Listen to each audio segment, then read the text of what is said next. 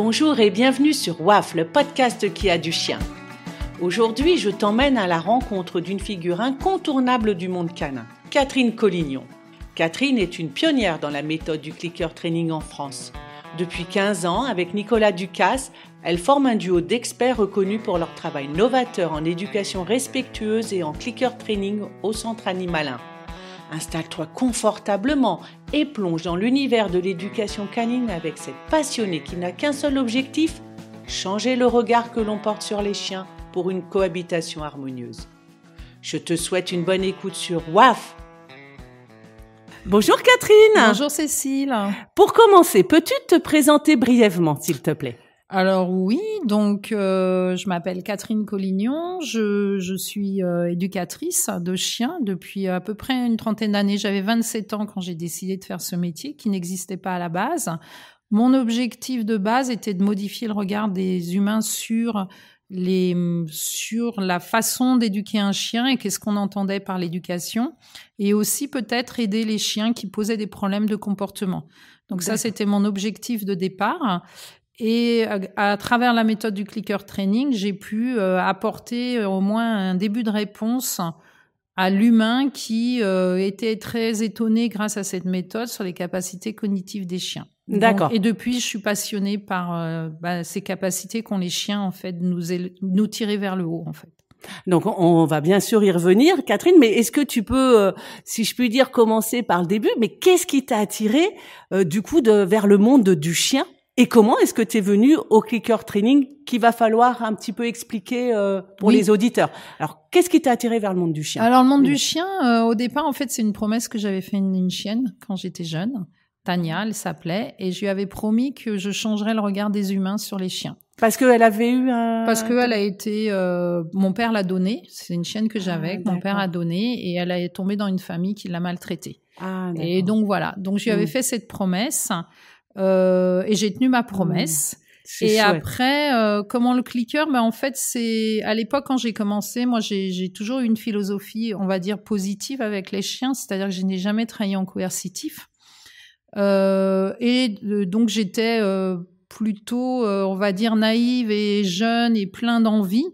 Et j'étais avec mes petites friandises, etc. Mais j'arrivais pas à faire changer de regard véritablement les gens, parce que j'avais 2 bâtards, je faisais pas de compétition, j'arrivais avec ma grande bouche en disant je vais changer le monde, et on me disait oui ma chérie t'es gentille, mais bon à l'époque on était dans un monde club canin, compétition, tu nous impressionnes pas beaucoup. On t'a pas pris au sérieux tout de suite en fait. Non, et c'était légitime, et il y avait de quoi, enfin moi il y avait pas de souci là-dessus. Et puis, je suis partie aux États-Unis en 99 dans un congrès parce que je voulais arrêter, en fait. Je m'étais dit, si tout le monde pense le contraire de moi, c'est peut-être que j'ai tort, en fait. C'est aussi simple que ça. Donc, et avant d'arrêter, je suis partie dans un congrès de Lapidity aux États-Unis. C'était à San Diego. Et là, je suis arrivée dans un endroit où il y avait plus de 3000 personnes. C'était énorme. Et il y avait plein de conférences. Des conférences, à l'époque, déjà assez incroyables. Et il y avait une éducatrice qui s'appelait Donna Duford qui faisait une conférence sur mon chien a mordu un enfant, et toute sa conférence était sur le clicker. Donc je me suis dit tiens, c'est intéressant, mais est-ce que c'est fiable ? Est-ce que c'est vraiment fiable dans le temps ? C'était la vraie question à se poser, puis c'était quand même assez novateur. C'était tu le rappelles en 99. Ouais, d'accord. Donc je suis rentrée en France. Là-bas, j'y ai rencontré Yann Dunbar, on a discuté, et ça a été quand même quelqu'un qui m'a en fait aussi portée, puisqu'il m'a dit juste une phrase, il m'a dit « lâche rien, c'est toi qui as raison ». Donc je suis rentrée en France et je me suis dit « je lâche rien ». Et en fait, ce qui s'est passé, c'est qu'un jour, un client, rien à voir, c'était un chirurgien en fait qui avait un berger picard qui arrive dans mon centre et qui sort un clicker. Et j'ai dit, tiens, c'est marrant quand même la vie. Et il m'a dit, mais tu connais pas, c'est génial et tout. Je dis, si, je l'ai vu en conf. Et j'ai commencé à utiliser ce clicker. Donc, c'est les chiens qui m'ont formée. Je me suis pas du tout formée. J'ai été voir personne pour me former au clicker. Les chiens m'ont formée. Les meilleurs professeurs. Eh ben oui, on le sait. Voilà. Donc, j'ai accepté l'idée aussi que les chiens me forment. Et en fait, ça a changé tout. Et ce qui a changé, c'est que quand on voit un chien travailler, par exemple, au shaping, au façonnage au clicker, je me suis dit, c'est la meilleure technique qui fera que les gens vont être bluffés parce qu'en fait, on ne parle pas au chien et on l'amène vers un objectif et il y arrive sans qu'on lui parle. Ouais, on est interpellé. Et on est obligatoirement interpellé. Ouais. En tout cas, en façonnage et au shipping, on est obligatoirement interpellé. Tu peux expliquer façonnage et shipping pour les auditeurs et le clicker training parce que les auditeurs ne connaissent pas tous. Ouais. Alors, le clicker, en fait, je vais essayer de faire simple. Ouais. Hein. Le clicker, en fait, c'est une technique, un concept d'une technique où des gens ont réuni 2 conditionnements. Donc, c'est tiré des lois de l'apprentissage. Donc, on réunit 2 conditionnements, le conditionnement opérant et le conditionnement pavlovien. Et on en fait un concept pour apprendre des choses à un animal. Donc, ça paraît simple. On a un clicker. Je mets un son qui émet ce son. À ce son, on y associe une friandise et le chien, on va déclencher le clicker quand le chien nous offre une action, qu'elle soit spontanée ou pas, mais elle nous offre une action. Donc son action qui va être, je sais pas moi, de reculer, on clique, on donne une friandise. Donc le chien, au bout d'un moment, va se dire tiens, quand je recule, ça déclenche le clicker, j'obtiens une friandise. Et donc c'est le chien qui va faire ce rapport, qui va mémoriser son action et qui va chercher à déclencher le clicker pour obtenir sa friandise. Enfin, renforcement primaire ou secondaire, quelque chose qu'il a aimé. Donc en fait, on va amener le chien à avoir plusieurs comportements. Et ce qui est important, c'est que quand on ne clique pas, donc quand il y a un non-clic, le chien va discriminer des comportements qui déclenche le clicker. Donc, en fait, quand il y a un non-clic, le chien doit se dire « Tiens, il y a un non-clic, qu'est-ce que je pourrais faire pour déclencher le clicker ?» Et pour les chiens qui sont vraiment pros du clicker, puisqu'on amène le chien à être performant dans le clicker, on a les débutants, mais c'est comme dans un jeu d'échecs, en fait. C'est qu'on débute aux échecs, on apprend la règle, et puis après, on devient performant de plus en plus quand on s'entraîne. Et effectivement, on a des chiens extrêmement performants au clicker, et ils sont assez bluffants. Ils sont assez bluffants parce que on leur apprend tout en 2 minutes. On découvre des capacités extraordinaires chez le chien dont on ne s'y attendait pas. Donc, les notions d'éducation sont remises en question, les notions de désobéissance sont remises en question, les notions d'obéissance sont remises en question, les notions de hiérarchie sont remises en question. Tout est remis en question parce qu'on se rend compte que, par exemple, si on prend les notions d'obéissance et de désobéissance, si un chien est motivé et aime se coucher ou s'asseoir, vous pouvez lui demander 50 fois de se coucher et s'asseoir, il le fera. Et à la limite, quand vous lui demandez plus, vous dites « Oh, s'il te plaît, allez, dis-moi coucher, dis-moi assis ». Donc, en fait, on se dit un chien ne désobéit pas. Ouais. Et un chien n'obéit pas. Un chien fait pour obtenir ou fait pour éviter quelque chose. Donc, en fait, tout est remis en question. Nous, en tant qu'humains, on va se rendre compte qu'on a de grandes similitudes. On a une façon aussi d'apprendre qui peut être à peu près de la même façon.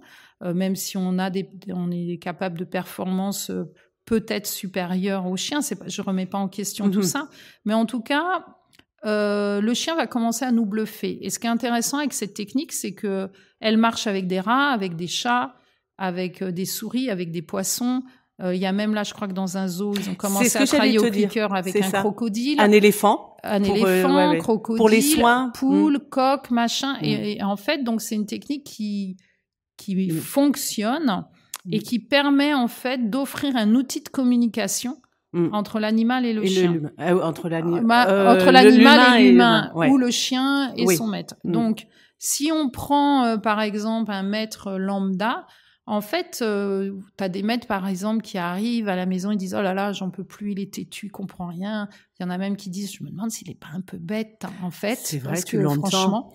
Et en fait, on met le chien au clicker avec 2 positions assis couché, et les gens ont un espèce de recul comme ça parce qu'ils se disent « Mais en demi-heure, en fait, il s'assoit, il se couche, il fait plein de choses sans qu'elle lui donne d'ordre. Comment on comprend pas ». Parce que l'humain est tellement fixé sur les ordres qu'il comprend pas qu'un chien puisse faire des choses sans qu'on lui donne d'ordre. C'est assez étonnant, en fait, ce qui se passe dans le cerveau de l'humain. Et en fait, les gens sont bluffés et souvent, ils disent « Mais en fait, c'est nous qui n'avons rien compris, en fait. Notre chien n'est pas bête, notre chien n'est pas têtu. Ouais.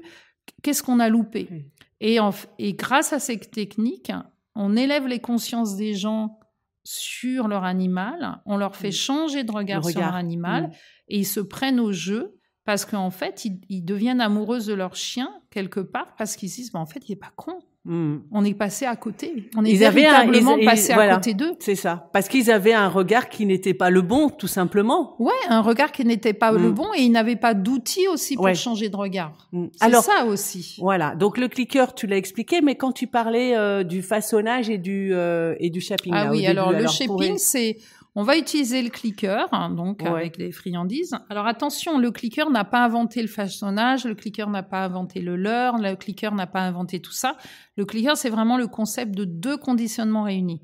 Et on va utiliser des techniques positives pour amener le chien à un objectif. Et on va introduire le clicker là-dedans. Donc là, par exemple, si je prends un exemple tout bête où je veux qu'un chien touche une chaise, je vais mettre le chien pas loin de la chaise, le chien va tourner la tête par exemple à droite, je vais cliquer récompenser, donc le chien va se dire tiens, je tourne la tête à droite, ça clique, ça récompense, donc je vais retourner la tête à droite, je clique, je récompense, petit à petit il va tourner la tête de plus en plus à droite, il va voir la chaise, donc je clique récompense, au bout d'un moment il va s'approcher de la chaise, je vais cliquer récompenser, après il va demander confirmation si de toucher la chaise, je déclenche le clicker. Je vais lui confirmer que oui, donc c'est qu'il est sur la bonne voie. Après, je ne vais pas cliquer, donc il va augmenter le critère, il va toucher la chaise, je vais cliquer récompenser. Et petit à petit, je vais façonner une finalité jusqu'à une finalité. Et quand j'ai ma finalité, je clique, je récompense, je peux y mettre après un ordre ou un repère, peu importe. C'est pas mais je vais emmener le chien petit à petit par lui, sa sélection. Il va discriminer les comportements qui sont cliqués et les comportements qui ne sont pas cliqués. Et il va aller évidemment vers ce qui déclenche le clicker. Et tu peux l'amener à à lui apprendre des choses que tu ne pourrais tu ne pourrais pas lui apprendre avec d'autres techniques. Ouais, c'est ça. Moi, j'ai rééduqué un chien au niveau oculaire avec le clicker. Quelle technique peut offrir ça? C'est-à-dire En fait, c'est un chien qui avait des problèmes d'yeux. C'est des yeux qui partaient à droite, un qui partait à gauche. Et grâce au clicker, le chien a travaillé sa rééducation musculaire de l'œil et on cliquait à chaque fois. Donc, en fait, tu peux apprendre... En fait, le chien devient coopératif. Le chien participe, donc il devient vraiment acteur. Et tu as un échange que, moi, j'ai jamais eu avec d'autres techniques.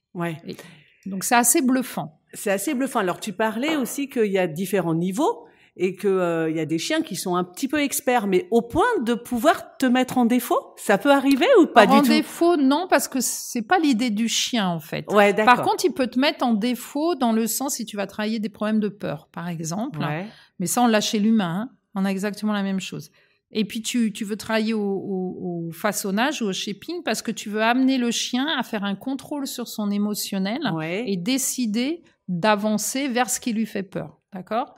Donc là, il doit faire un contrôle sur son émotion. Donc, c'est des thérapies comportementales qu'on a chez l'humain aussi. Et puis, tu as des chiens, par exemple, qui, à niveau, veulent pas dépasser. Ils veulent plus approcher du crit. Enfin, ils veulent plus passer une... si tu veux, ils vont s'approcher. Par exemple, j'ai peur du verre. Je m'approche. Puis il y a une distance que je veux plus franchir. Oui, défranchir, Donc, ils vont s'installer, ils vont rester dans le confort et la personne va cliquer sans s'en rendre compte. Et en fait, c'est le chien qui, lui, entre guillemets, t'amène à lui confirmer que c'est bon, il peut rester à cette distance. Et toi, tu te dis, il va passer, il va augmenter le critère et je vais lui faire passer, par exemple, il va approcher d'1 mètre de plus. Et en fait, le chien ne le fait pas. Parce qu'en fait, il va rester dans son obstination, que c'est terminé, il n'approchera pas plus, par exemple, de la voiture qui lui fait peur. Et la personne, si elle ne comprend pas que le chien est capable de prendre une décision, de refuser de faire quelque chose, que les chiens sont capables de dire « je ne veux pas faire ça », elle va se faire avoir et le chien va plus franchir de limites. Donc oui, on arrive même à se rendre compte qu'il y a des chiens qui savent très bien où tu veux les amener et ils vont décider de pas y aller. Mais toi, si tu n'as pas l'idée que le chien est capable de faire ça, tu vas te faire avoir. On va te faire avoir. Mais du coup, est-ce qu'on peut dire que le clicker training a quand même une limite ou pas? Pour moi, non. Pour moi, non. C'est celui qui tient le clicker qui a une limite. Ouais, voilà. Donc, c'est-à-dire qu'il y a, par exemple, il y a des gens, ils disent oui, le clicker, ça marche pas sur tous les chiens. C'est faux. C'est une technique qui ne peut pas. Si ça marche sur un poisson rouge, excuse-moi, ça marche sur tous les chiens. Par contre, toi, tu as une limite. C'est-à-dire que toi, en tant qu'entraîneur, tu as peut-être ta limite. Et tu emmènes le chien dans sa limite et dans la limite que le chien a envie de t'emmener. Et après, ça, c'est très humain de dire que c'est la méthode qui a un problème. Évidemment, c'est jamais celui qui tient le clicker. Donc, ce que tu veux dire là dans l'exemple, c'est que le chien, par contre, aura tout à fait la capacité, la possibilité et aura certainement l'envie d'aller un peu plus près vers ce qui lui fait peur avec quelqu'un d'autre. Avec un bon entraîneur. Avec un bon entraîneur. Qui maîtrise l'outil et qui maîtrise aussi, qui commence à comprendre comment les chiens apprennent. De quoi les chiens sont capables. Il faut connaître les chiens. Ça peut aller loin, un chien. Et moi, il y a des chiens qui m'ont bluffé, où je me suis dit non, qui m'ont mis en défaut, et je me suis dit c'est pas possible. Moi, je doute pas des chiens, en fait. J'ai aucun doute sur aucun chien. C'est-à-dire tous les chiens, pour moi, sont capables. Ouais. Donc, je n'ai pas de doute. Donc, j'arrive très ouverte à ce niveau-là. Je n'ai pas de doute. Donc, quand c'est un chien, je n'y arrive pas à amener un chien vert. Je me dis où est-ce que j'ai C'est toi, Où est-ce que j'ai manqué? Il y a un truc que j'ai pas compris. Il y a quelque chose que j'ai loupé. Et du coup, j'ai développé ma technique en ne doutant pas d'eux. Mais et c'est eux qui me faisaient douter de moi, par contre. Et du coup, apprendre encore. Ils sont encore tes meilleurs professeurs. Tu apprends des choses. Et en fait, ce qui est étonnant, c'est que tu te dis, non, c'est pas possible. Et en fait, tu vérifies auprès des chiens, tu dis, bah si, c'est possible. Tu as des chiens où tu as des chiens où le maître se rend pas compte, c'est le chien qui fait cliquer le maître, qui l'amène. Parce qu'en fait, c'est une technique qui laisse libre, entre guillemets, libre le chien de proposer ou pas, en fin de compte. Pourquoi tu dis entre guillemets? Parce que quelque part, quoi qu'on en dise, même si on travaille en positif, on amène le chien vers un objectif. Donc tu l'amènes vers quelque chose. Oui, mais il est OK. Il est OK parce que tu fais tout pour qu'il le soit. Ouais. En fait, c'est ça l'idée, c'est que tu fais tout pour qu'il le soit. Et à partir du moment où il y prend plaisir, bah pour lui, il n'y a pas de raison de pas le faire. C'est ça. Voilà. Mais comment dire? Par exemple, les chiens t'apprennent qu'est-ce que je pourrais dire? Par exemple, on te parle de Pavlov, on te dit oui, la cloche, la gamelle, etc. Mais si tu prends un clicker, parce que le challenge qu'on a en éducation, c'est de faire baisser la valeur de l'environnement. C'est bien la problématique. Tous les gens qui ont un chien, ils disent « Oui, mon chien, je voudrais qu'il arrête d'aller chasser, je voudrais qu'il arrête d'aller voir les humains, je voudrais qu'il arrête, ou je voudrais qu'il fasse ça. Ah. » Mais c'est la même chose. Que tu me dises qu'il fasse ça, c'est que tu voudrais qu'il arrête ça, en fait. Ouais. Donc, notre challenge en éducation, c'est de faire baisser la valeur de l'environnement pour favoriser l'environnement de proximité. C'est-à-dire moi. C'est-à-dire que mon chien a envie plus d'interagir avec moi et d'être moi qu'avec l'environnement. Donc, si tu prends Pavlov, par exemple, on te dit, oui, gamelle, clic égale friandise. Mais en fait, tu as des chiens qui t'apprennent que oui, c'est qu'un clic avec un knackise, ton clicker n'a pas la même valeur aux yeux du chien qu'un clic et un biscuit. Et ça change tout. C'est-à-dire que si tu travailles au clicker, moi, je veux que le chien, quand je sors le clicker, c'est comme un gamin qui te dit, allez, maman, s'il te plaît, on joue encore un peu aux dames ou aux petits chevaux, etc. Ouais. C'est-à-dire que à la limite, j'arrête, mon chien est déçu. Oui, c'est ça. Il te réclame le lendemain. Ouais. Si ton chien, tu travailles en clic biscuit, par exemple, ton chien, il est plus ou moins libre de décider ou pas. Donc, s'il y a un pote et que le pote, il a une valeur knackise, plus importante, il va se barrer, il va aller jouer avec le pote. Bien sûr. Donc, en fait, les chiens t'apprennent à remettre en question la généralisation. Ils t'apprennent à remettre en question les priorités. Pavlov, oui, je suis d'accord, mais si on associe le clicker à des knackis, ça n'a pas la même valeur. La même valeur, donc le même impact sur le cerveau, donc le même impact sur tes choix, donc et en fait, ils te font réfléchir à toutes ces notions, en fait. Et c'est là où ne pas douter des chiens fait que tu deviens moins bête, ils te tirent vers le haut, ils te font réfléchir, ils te font remettre en question beaucoup de choses. Mais bien sûr. Ouais. Et ça, c'est top. C'est bien sûr, c'est énorme. Mais alors, justement, toi, tu as décidé de te spécialiser dans cette éducation positive, on peut l'appeler comme ça, ou respectueuse. Mais pas que clicker. C'est-à-dire que le clicker, si tu veux, moi, par exemple, le clicker, je l'utilise pas pour éduquer les chiens au quotidien. Ouais. D'accord? C'est-à-dire que tu as d'autres techniques positives et dans la même philosophie qui sont... Par exemple, je vais pas apprendre à un chien à faire pipi dehors avec mon clicker. Ouais. C'est absolument ridicule. Si on avait besoin du clicker pour ça, ça saurait depuis le temps. Et en plus, ça peut ça peut mettre le chien en défaut. Contre-productif. Bah oui, même par exemple, moi j'ai un exemple d'un chien. La cliente arrive, elle me dit oui, mon chien est coprophage. Oui, il souffre de potomanie, pardon. Potomanie. Je dis, ah bon, mais comment ça? Il a 8 mois, le chien, il peut pas être potomane. Enfin, je trouve ça assez étonnant. Tu peux expliquer? Potomane, c'est une maladie, là. Pour le coup, c'est une vraie maladie, là, même chez l'humain. C'est que les chiens sont en recherche d'eau et de liquide et c'est obsessionnel. Ouais. Voilà. Bon, moi, j'en ai rencontré que 2 dans ma vie et c'est assez flippant et assez étonnant. Donc, elle me sort ça sur son chien. On va sur le terrain d'éducation. Il y a un seau. Le chien, il travaille avec moi. Il n'a pas bu le seau. Ah oui. Un chien potomane, c'est impossible. Hein. Il va dans le seau, il te le boit, il ne s'arrêtera pas. Et je lui dis, mais c'était une extrémiste un petit peu du clicker training et du positif. Donc, je lui dis, mais attends, excuse-moi, mais t'as appris comment à ton chien à faire pipi dehors? Elle me dit au clicker. Ah ouais. Je dis, oui, mais attends... Et j'y croyais pas. Hein. J'ai vraiment... Je me suis dit, mais au clicker... Le chien, il cherche à déclencher le clicker. Donc, le chien avait compris qu'il allait boire pisser dehors, déclencher le clicker. Pour avoir... Donc, toute la journée, il allait boire, il allait pisser, il allait boire et pisser. Et la dame a dit... C'est comportemental, alors? Mais c'est pas con. Je dis comportemental. Le chien, je veux dire, il a... Ben non, au contraire. Donc, en fait, il a même fait la relation que le chien, qu'en buvant, il pissait. Oui. Du coup, il déclenchait le clicker et la récompense. Résultat du course, mon chien est potomane. Mais c'est grave. Ouais. Donc, en fait, ce qu'il faut voir aussi, le clicker, c'est que le chien... Et en fait, moi, j'ai à peine... Je me suis dit, c'est pas possible. Donc, je lui ai dit, pendant 1 semaine, je veux plus que tu cliques. Sache qu'il va augmenter le critère. N'aie pas peur, il va redescendre le critère, après, ce sera terminé. Ça a été terminé. Ça a été le cas. Donc, effectivement, c'était bien le clicker. Donc là, c'est le chien qui a doublé la ouais, mais moi, ce qui m'a bluffé, ce chien, se dit, il a quand même réalisé le chien, il fallait boire pour aller pisser. Fait l'association pour obtenir, mais c'est énorme. Donc, en fait, c'est énorme. Et tous les jours, t'as comme ça des chiens qui te bluffent complet. On les sous-estime, alors? Bah, vachement. Et je pense qu'un jour, il faudra s'excuser auprès d'eux. Oui, je suis d'accord. Vraiment, de passer déjà à côté, les avoir sous-estimés et de les avoir fait souffrir sous prétexte d'éducation, etc. C'est juste aberrant quand on y pense. Je crois qu'il y a... je sais pas si je vais la retrouver, Catherine. Il y a une citation comme ça où... Bon, je sais pas si je la retrouve, je te la dirai tout à l'heure si je la retrouve. Et c'était ça un peu, s'excuser auprès d'eux parce que on les a complètement sous-estimés. On continue. Mais on continue malheureusement.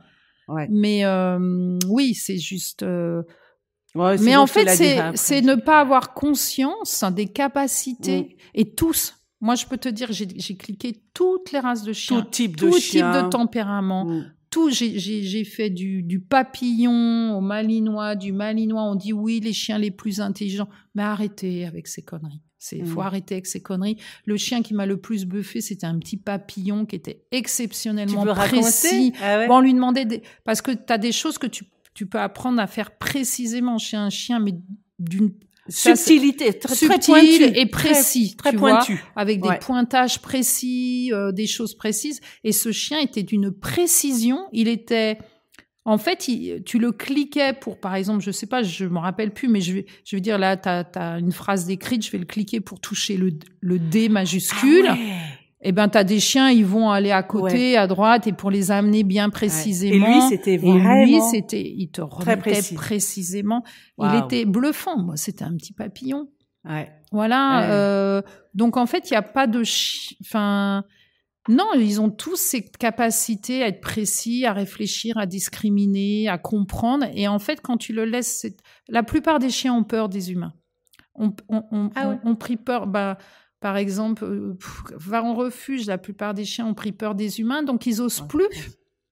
Ils osent plus donc il y a une retenue proposer. Bah bien sûr, parce qu'ils savent jamais comment ça va se terminer. Être terminé, être accueilli. Parce que l'humain est un peu, il peut être cohérent dans ses. Il y a certains humains que j'ai vus cohérents, un bon timing dans foutre une claque à un chien, par exemple.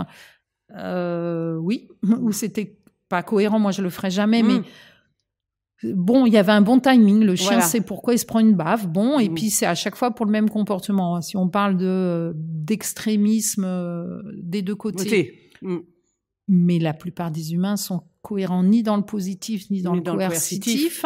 Donc on se retrouve avec des chiens, un coup c'est blanc, un coup c'est noir. Ils comprennent plus. Un coup on leur autorise, un coup on les engueule, un coup ils se prennent une baffe pour ça, un coup ou le mauvais timing.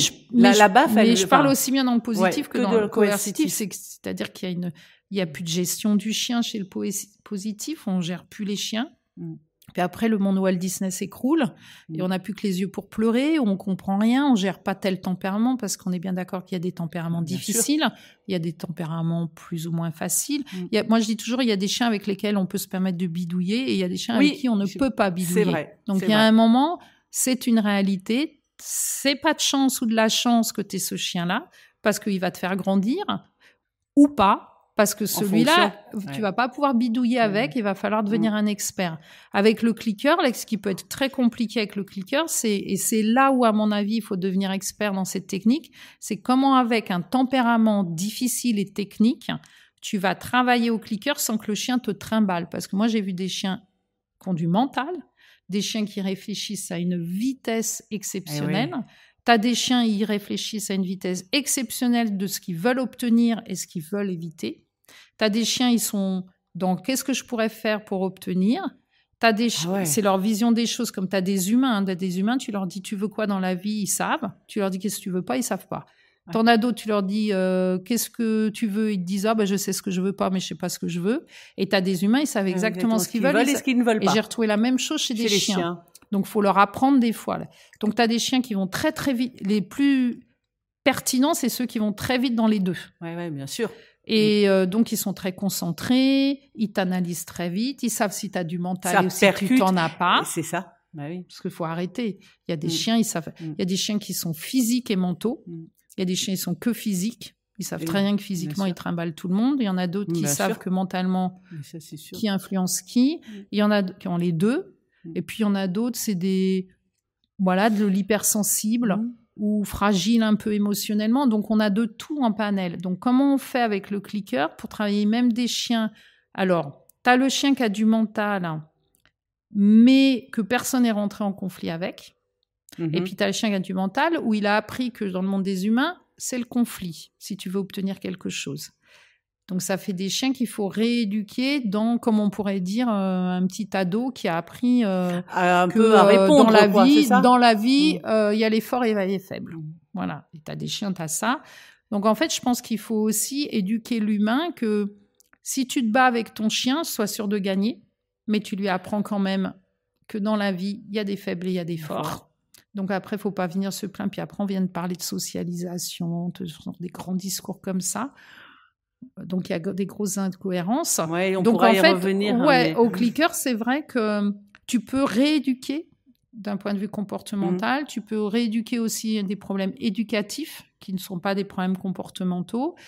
Tu peux aussi... mais c'est surtout que tu vas changer ta façon de voir le monde et ta façon... Tu vas changer ton regard avec les autres humains. C'est ça. Tu vas changer ton regard chez les chiens. Tu vas changer de regard sur toi. En fait, donc, c'est une technique, je dis, qui devrait être presque obligatoire pour... rien que pour te dire c'est possible. Pour se remettre en question. Voilà, et te dire c'est possible. Voilà, Est-ce que c'est vraiment possible? D'ailleurs, c'est une technique qu'on avait un peu oubliée, qui revient à fond, qui revient même...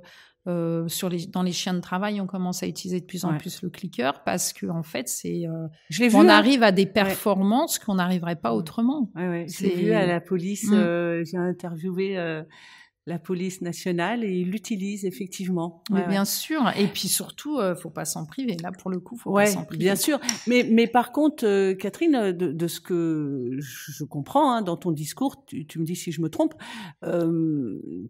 C'est pas à mettre entre toutes les mains. C'est-à-dire, il faut quand même savoir bien l'utiliser aussi. Non, franchement, tu sais, c'est comme si... je suis d'accord et pas d'accord là-dessus. Parce qu'en fait, moi, quand j'ai commencé, si j'avais pas laissé des gens complètement cliquer un peu n'importe comment, on n'en serait pas là aujourd'hui. C'est-à-dire que prendre un clicker, c'est déjà le début de rentrer Dans cette démarche de remise en question. Et s'il devait y avoir que les gens pertinents qui ont le droit d'utiliser le clicker, qui décide de qui est pertinent, en fait. D'accord. Non, l'idée, je pense, c'est d'amener les gens à dire ouais, j'ai envie d'aller à la découverte de cet outil et de voir un petit peu et c'est déjà un pas vers autrement. C'est que, tu vois, ou alors il faudrait dire à ce moment-là laissons que les outils coercitifs, tu vois, que des gens tu vois, ce qui marche d'un côté ça marche de l'autre. À ce moment-là, si on laisse pas un clicker dans la main de tout le monde, moi je refuse qu'on laisse un collier électrique ou à pointe dans la main de n'importe qui. On y reviendra parce que les dégâts sont quand même bien pires. Ah ouais, on en parlera, bien sûr. Qu'un clicker. Bon, bien sûr. Ils vont cliquer un peu n'importe comment. C'est quoi le dégât en fait? Le chien il a eu 3 friandises de trop. Enfin, franchement, ça va. D'accord, mais alors des caractères de chien qui sont pas forcément adaptés. Non, par contre, qu'un professionnel s'improvise rééducateur. Voilà. Parce qu'il a bidouillé 2-3 coups avec un clicker.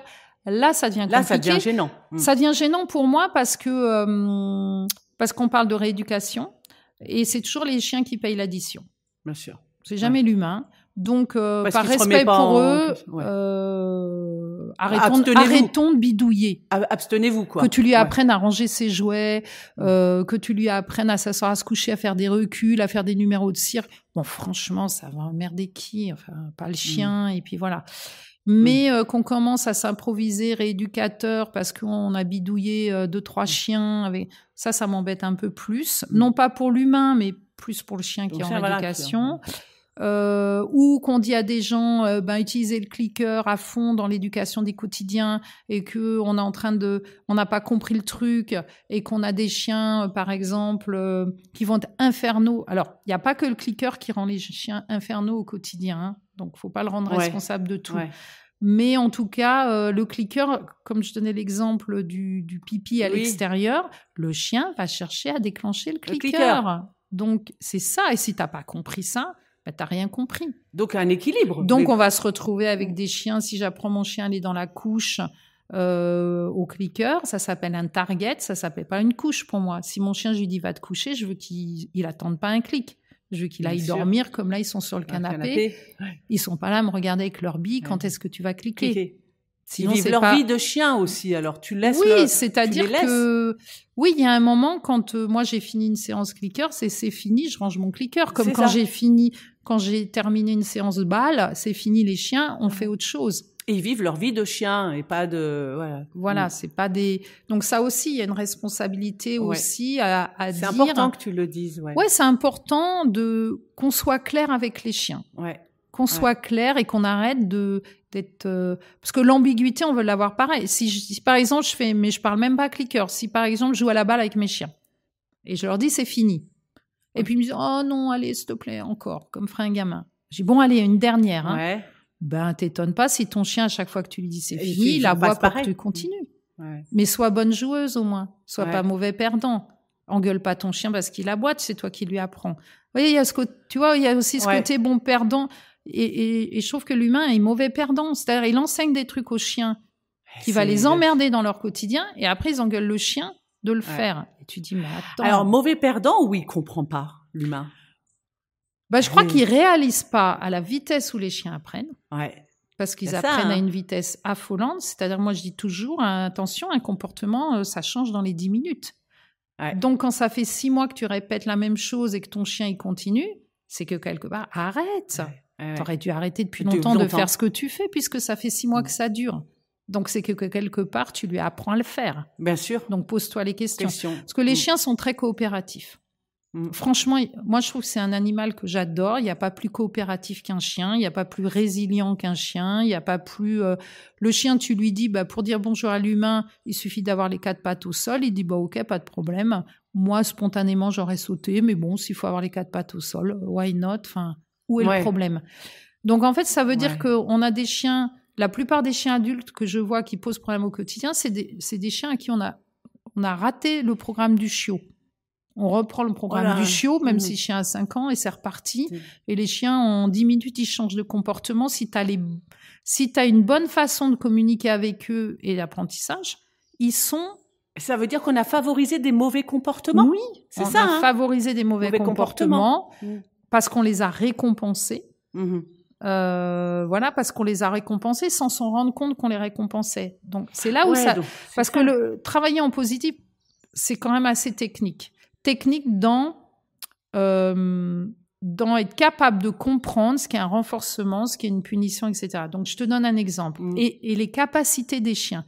Par exemple, tu as des chiens qui sont en recherche d'attention.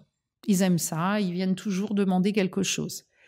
Et ces chiens-là, si leur envie, je ne vais pas parler de besoin, mais s'ils ont très envie, par exemple, de jouer à la balle, et ils viennent t'amener leur balle, toutes les 10 minutes, ils emmènent leur balle, et que on te dit, ignore.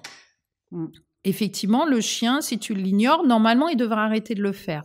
Sauf s'il a été récompensé de façon aléatoire de temps en temps, que ça marchait. Et on sait que l'aléatoire rend têtu les chiens, rend têtu des individus. C'est-à-dire que si je suis récompensée de façon aléatoire, on m'apprend à insister. Donc, si j'ai un tempérament de chien qui, à la base, déjà est insistant, je ne vais faire qu'augmenter son insistance. Et là, on sait qu'un chien, ça peut être très insistant. Et au bout d'un moment, j'en ai marre, donc je vais m'énerver sur mon chien parce qu'il m'énerve, parce que c'est pas le moment, parce que j'ai pas envie aujourd'hui. Il y a des chiens, si tu veux, il y a certains chiens, pas tous. Le fait que tu t'énerves est le début de la victoire. Parce qu'ils savent que si tu t'énerves, tu es en train de craquer. Et s'il insiste, peut-être que tu vas y aller. Jouer. Ou pas, mais c'est pas leur problème. Parce qu'il y a une possibilité que ça marche. Donc, ils vont insister encore plus. Et souvent, les gens, ils vont se dire, non, mais il est insupportable. Donc, allez, je vais jouer 5 minutes avec lui. Donc, le chien comprend que plus tu es tendu, plus tu es énervé, plus il risque d'obtenir. Par contre, il y a certains chiens qui contredisent ça, parce que eux, si tu t'énerves, on dit ils osent plus le faire, ou ils sont moins têtus, ils sont moins insistants, etc. On dit oui, mais ce chien-là, franchement, c'est un dominant, non, tu foires. T'as foiré l'analyse de ton chien, t'as foiré l'analyse de son tempérament, tu foires au quotidien parce que c'est un chien technique. Et c'est ce que j'allais dire, Catherine, c'est que c'est quand même technique, là. Tu parles, alors le mot, il peut être galvaudé un peu, mais de lecture de ton chien, de lecture, de compréhension. D'accepter qu'il y a des tempéraments. C'est comme si les parents me disaient, mais les parents le disent eux-mêmes, j'ai eu 3 enfants, disons le dernier, le fil à retordre. C'est un tempérament. Ouais, bien sûr. Donc, ta recette éducative que tu as mise sur les 2 autres, elle fonctionne pas sur celui-là parce que ce n'est pas le même. Donc, c'est les mêmes. Tu as tous les ingrédients pour faire une bonne recette. Sauf qu'il y en a un, tu rajoutes un peu plus de sel, d'autres t'enlèves un peu de farine. Parce que si tu vas avoir un individu qui a un tempérament à insister, plus tu vas rentrer en conflit avec, et que dans ce conflit, il obtient quand même ce qu'il veut, plus tu auras un individu qui va apprendre à insister, et ce n'est pas son problème. Le chien ne se dit pas demain je vais être en SPA, demain on va me foutre. Il s'en fout. Ce qu'il veut, c'est aller jouer à la balle. Alors toi, tu conseilles quoi pour un auditeur qui a ce cas-là? Pour un auditeur lambda, moi je dirais ce qui est bien, c'est que quand on a un chien déjà qu'on voit tout petit chiot et qu'à 2 mois on fait des choses et qu'on voit déjà que le chiot, d'aller voir un pro. En fait, on devrait aller voir des pros comme on va voir le veto. Mon chien est malade, je vais voir le veto. Eh bien, mon chien, je dis, je sens que ça va être compliqué, je vais voir l'éducateur pour un cours, un entretien qui analyse ton tempérament. Il faut bien choisir, parce qu'il y a de tout. Oui, mais bon, c'est comme les médecins, c'est comme les vétos, c'est comme ça. Là, par contre, on va pas refaire le monde. Donc, tu vas voir un pro qu'on t'a conseillé. Et ce pro, il va peut-être te retenir en entretien pendant 2-3 heures, mais il va t'analyser le tempérament, il va t'expliquer que pour ce chien, voilà, blablabla, et tu vas partir sur des bons rails. Et peut-être tu vas partir et tu vas jamais aller revoir ce pro. Ou quand tu prends des cours en club ou chez des pros et que ça fait 8 mois et que ton chien te retrouve toujours en laisse, franchement, change de pro. Tu vois, il y a un moment... il faut parler vrai, il faut parler clair. Oui, bien sûr. Non, mais je suis d'accord. Donc, en fait, c'est ça. C'est retenir qu'un comportement se modifie toutes les 10 minutes. Donc, si ça fait déjà 2 mois que tu fais quelque chose et que tu vois que le comportement augmente, c'est qu'il y a un truc que tu n'as pas vu. C'est ça, en fait. C'est que si tu crois punir ton chien et que le comportement augmente, c'est que tu le récompenses. Tu peux pas le prendre par tous les bouts. Donc, regarde ce qui peut le récompenser. Regarde là. Et le problème, on le sait, c'est que c'est le quotidien, le piège.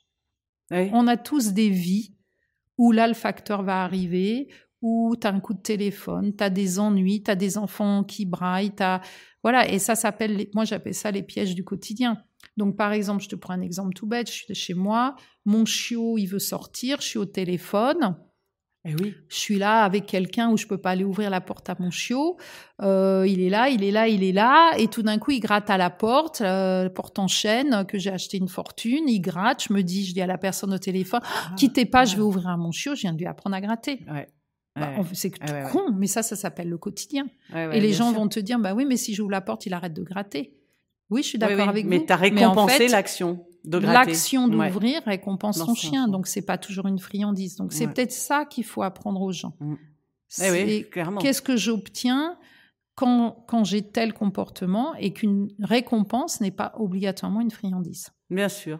Mais alors, ça, c'est très, très intéressant ce que tu dis. Mais alors, tu es quand même précurseur, je ne sais pas si on le dit au féminin, mais dans cette compréhension ou autre regard sur le chien, de cette méthode un peu positive en France, parce que tu as une certaine autorité, on peut le dire. Mais comment est-ce que tu as été perçue par les professionnels en amenant cette autre vision sur le chien? En fait, il y a tout eu. Il y a eu beaucoup de violence de certains pros envers moi. Parce que, j'étais une fille, il ne faut pas se tromper quand même. C'est un monde parce qu'à l'époque, franchement, ce n'était pas évident. Mm-hmm. Et puis, il y a eu des gens qui sont venus, il y a 20 ans en arrière, on venait chez Animalin, il y a des gens qui venaient chercher une autre philosophie.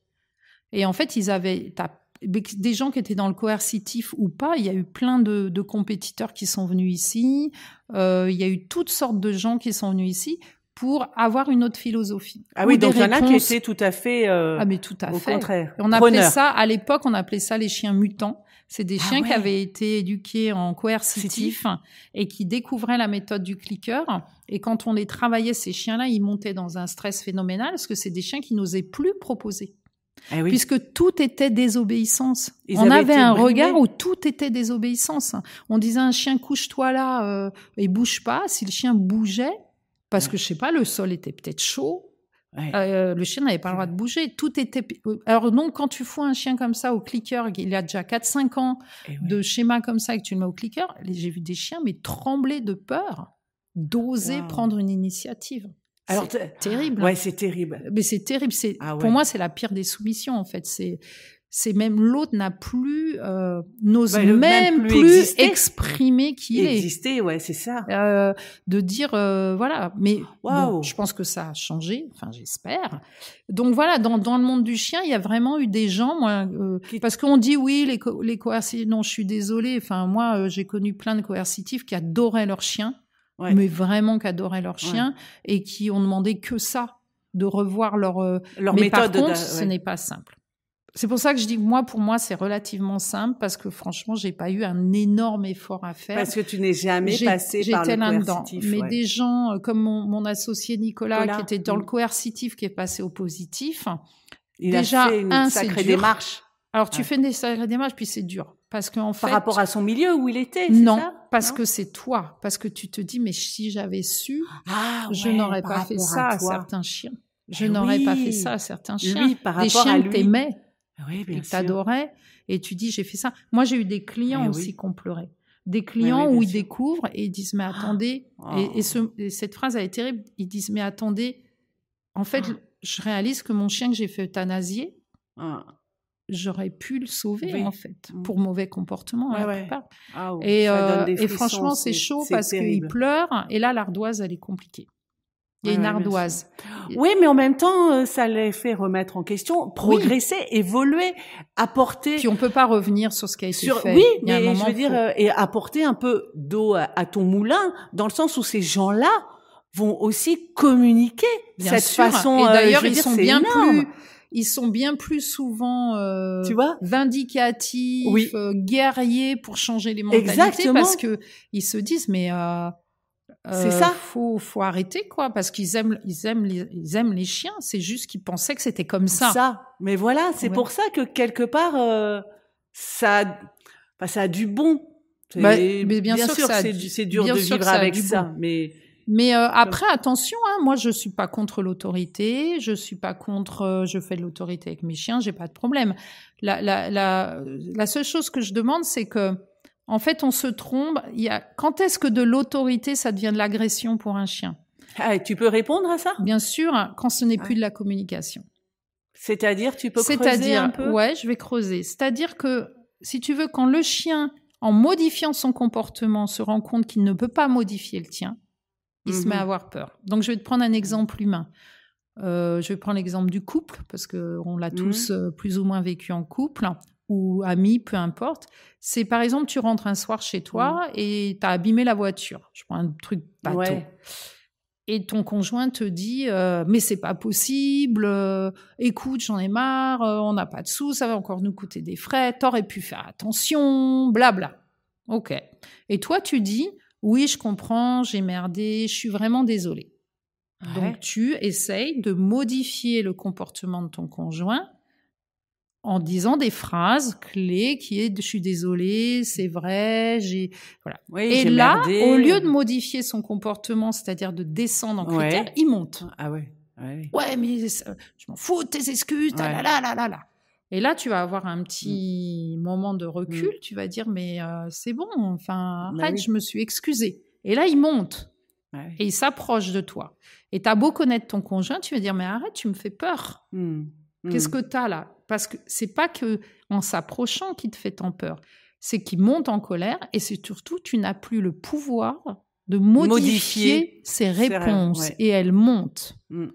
Et là, tu vas commencer à découvrir ton conjoint sous un angle. Alors pourtant, ça fait peut-être 15 ans que tu es avec, tu vas dire mais calme-toi. Enfin, et tu vas commencer à reculer. Ou, suivant ton tempérament, au bout d'un moment, de dire hey, « stop, arrête là, c'est bon. Je me suis excusée 10 fois, c'est bon, arrête, stop. calme. » Ça dépend. Donc, tu rentres en conflit. Parce que tu te dis… Et ce qui se passe chez les chiens, c'est exactement la même pareil. chose. C'est-à-dire que si tu dis à ton chien « bon, moi, si je dis à mon chien Black, c'est bon là. Arrête. » Et que mon chien me regarde comme ça et dit « ok », je dis « c'est bon, Black. » Voilà. Je modifie ma réponse. Et le timing doit être bon. À peine tu modifies, je modifie la mienne, je peux remonter, je peux redescendre, je modifie. Tant que ton chien a la capacité, en modifiant son comportement, de modifier le tien, il n'a aucun problème avec l'autorité. Aucun. Par contre, quand il modifie son comportement et qu'il voit que ça te fait monter, et ben là, tu vas être confronté au tempérament du chien que tu as en face de toi. Tu as un chien qui va te dire « bon, maintenant tu vas te calmer, c'est moi qui te rentre dedans. » Voilà. Ou il prend tellement peur. Et là, ça peut être problématique, évidemment. Et là, on est dans des problèmes qui peuvent arriver à la morsure, qui peut aller à la confrontation de tempérament contre tempérament, etc., etc., etc. Donc, encore une fois, je pense que l'autorité, il faut en parler. Il faut savoir de quoi on parle. Et du coup, c'est aussi un savoir et c'est aussi une technique. Mais justement, c'est ça, c'est ce que je trouve, c'est très technique. Et du coup, les chiens t'apprennent aussi qu'avec un humain, si on monte et qu'on s'engueule, c'est qu'il n'y en a pas un qui veut, en fait, on est dans le conflit. Et donc, à un moment, les chiens se sentent agressés. Parce qu'il peut y avoir réponse à l'agression. Ou ils se sentent agressés. Alors là, c'est plus émotion de peur. Ils vont reprendre un contrôle sur l'émotion. Ils vont regarder mentalement l'autre en face et dire bon, maintenant, tu te calmes. Parce que pareil, on nous dit oui, socialisez vos chiens et les éleveurs ont fait énormément de progrès. On a des chiens qui n'ont plus peur de l'humain. Donc il y a 30 ans, quand tu gueulais sur un chien, le chien se partait la queue entre les jambes. Maintenant, on a quand même fait beaucoup de progrès. On a des chiens qui n'ont plus peur de l'humain. Et quand l'humain devient con, le chien, ça lui fait pas peur de rentrer dedans, quoi, en gros. Moi, je peux l'être. Si je suis Rottweiler, je peux te rentrer dedans. Je rentre dedans. Si je suis Beauceron, je peux rentrer dedans. T'as des génétiques, t'as des lignées, t'as des tempéraments qui font qu'à un moment, si le chien se rend compte qu'il est plus fort que toi, mentalement et physiquement, il y a un moment, il va te dire stop. Et après, on dit oui, les dominants. Après, écoute. Je sais pas. Enfin, tu vois, il y a un moment, c'est tellement basique le discours que tu te dis, mais putain, les humains, allez-y, là, réfléchis. Tu sais, Catherine, moi, ça me fait penser avec le cheval, par exemple. C'est pareil. Ouais, voilà. Mais tu sais, le cheval, vu que il est plus gros, plus lourd, je sais pas. On crâne moins. Exactement. On crâne un peu moins. Ouais, c'est comme c'est plus simple de saccader un chiot T'es d'accord, hein, à 4 mois. Et quand on pense le nombre de Rottweiler qui sont passés à la piqûre pour ces histoires de dominants, moi je dis toujours, mais putain, un Rottweiler qui est sur un canapé, c'est un dominant, un caniche qui est sur un canapé, c'est un petit caniche trop mignon. Mais attendez. Mais je suis complètement Comment un d'accord. Rottweiler, il est né, alors tous les Rottweilers sont nés dominants, puis vous mettez quoi derrière ça? C'est quoi le délire? J'en ai récupéré une, mais alors, extraordinaire. Moi, c'est une race que, en plus, j'affectionne tout particulièrement. Je sais que tu adores cette race. Et moi, je raconte souvent, je te promets, mais pareil, hein, il y a de cela, c'était bien avant leurs histoires de catégorisation et autres. Ma fille était pas née, donc tu vois, elle a 29 ans. Il y avait une nourrice qui travaillait près de chez moi, j'étais en appartement en région parisienne, elle était nounou avec 2 Rottweiler. Et je te promets que les enfants qu'elle gardait, mais il n'y avait aucun problème. Le problème, c'est pas la race, on est d'accord. Dans une race, c'est d'accord qu'il y a des individus aussi, parce que je trouve ça un peu gros, moi, de généraliser. Mais on peut pas généraliser. Parce que... on peut généraliser, enfin, c'est compliqué parce que... Bon, le rot, c'est le rot, hein. Donc, quand on dit un chien est un chien, je veux bien, alors arrêtez de créer des races. Oui. Parce qu'on a quand même des différences. 350 et quelques, reconnus. Voilà, donc on a quand même des différences. Ou alors on fait plus de races, et puis on n'en parle plus. Mais dans ces races, il y a des tempéraments, des individus.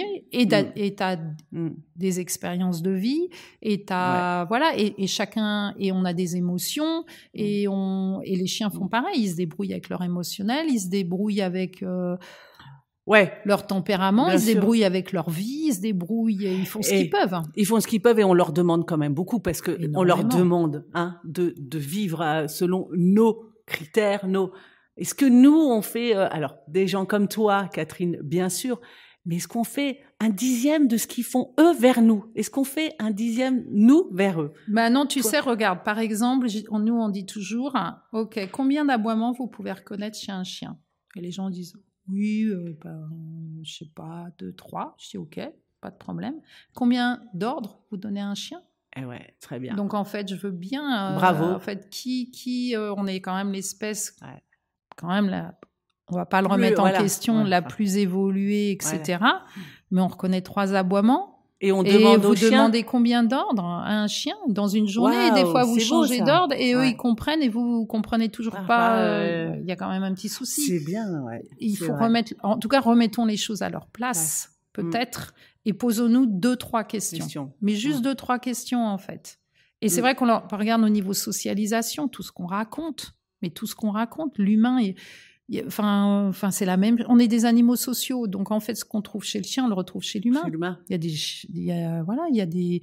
On te dit oui, alors socialisons nos chiens et des chiens non socialisés, c'est des chiens problème. Mais alors si les humains non socialisés, il y en a combien? Ouais, bien sûr. Et puis être sociable, ça veut dire quoi? Voilà. Est-ce que nous on aime tout le monde? Mais ça veut rien dire et tout dire. Voilà. Moi, un chien sociable, à la limite, je dirais, peut-être que c'est mon côté provoque, c'est un chien qui sait se battre sans tuer l'autre. Ouais. Voilà. Et voilà, déjà, c'est pas mal. Si ton chien, il se bat tous les jours et il tue pas l'autre et il mord pas, écoute, déjà, il est pas mal, ton chien. Tu vois, c'est, on veut qu'ils aillent dans n'importe quel milieu social, on veut qu'ils rencontrent n'importe quel chien. Et honnêtement, t'as des chiens, tu pourras.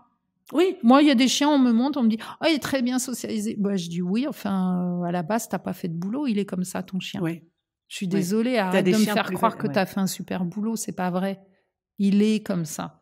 Ouais. Tu aurais pu lui montrer 10 000 chiens ou pas de chiens du tout, il était sociable. Il y en a d'autres, va falloir savoir ce que tu fais au niveau socialisation, parce que c'est des chiens un peu plus compliqués que les autres, socialement.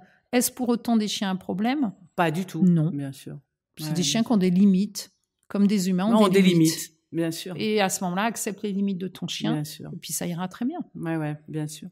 En 2006, Catherine, tu as fondé l'association MFEC, un mouvement professionnel francophone des éducateurs de chiens, avec le soutien du docteur Yann Donbar, exactement. Est-ce que tu peux nous en parler de cette initiative et de son impact sur le monde de l'éducation? En fait, à la base, si tu veux, pourquoi j'ai créé le MFEC? Parce que je voulais rendre une reconnaissance aux gens de terrain. Moi, je suis très admiratif pour les gens de terrain, les gens du faire. De la réalité. Qui vont toucher du chien, comme on disait avant. Tu vas toucher du chien. Les théoriciens, au bout d'un moment, ça commence à me fatiguer, parce que les grandes théories, d'accord, mais on va les vérifier sur le terrain, les grandes théories. Donc l'idée, mais souvent ça s'arrête, hein. Tu vois les limites du coup, non? Oui, souvent, les limites, elles arrivent très vite. Tu vois les limites, hein, elles arrivent très vite. Donc en fait, moi, mon idée du MFEC, c'est déjà de remettre à l'honneur les éducateurs, parce que terrain. Oui, parce qu'à l'époque, si tu veux, tu avais les vétos comportementalistes. Les comportementalistes, c'était le haut du panier, c'était hiérarchiquement et socialement vraiment au-dessus, et nous, on était moi, à l'époque, pourtant, il était dit que j'étais comportementaliste, mais du coup, j'ai eu envie de m'appeler éducateur parce que apprendre des choses à un chien, c'est quand même, c'est génial. Ouais. C'est vraiment au top. Ouais. Et donc, j'ai créé cette association pour ça, pour aussi parce que j'avais quand même connu ce métier où ça n'existait pas, c'était pas un métier qui existait et était seul. Et maintenant, quand tu vois toutes les formations, à l'époque, il n'y avait même pas de formation. On avait les règles de la hiérarchie et il fallait te débrouiller avec ça quand tu allais voir des chiens, etc., en domicile. Il y avait vraiment rien. Il y avait personne qui te formait. Donc, j'ai créé cette assoce, pour donner une légitimité aux éducs. À la profession. Faire en sorte qu'ils ne soient pas seuls. Se regrouper. Et montrer qu'il y en avait beaucoup quand même, qu'il y en avait pas mal. 3, pour faire passer encore les méthodes... devenir beaucoup plus technicien et technique dans notre façon d'interagir avec les chiens. Donc 4, progresser, évoluer, voilà. Tirer le niveau vers le haut. Vers le haut. 1, offrir l'opportunité. Cette association était à la base ouverte à tout le monde, c'est-à-dire même les gens qui étaient plutôt dans un milieu, on disait plutôt méthode classique à l'époque, de pouvoir aussi venir et petit à petit franchir des étapes pour aller vers du positif.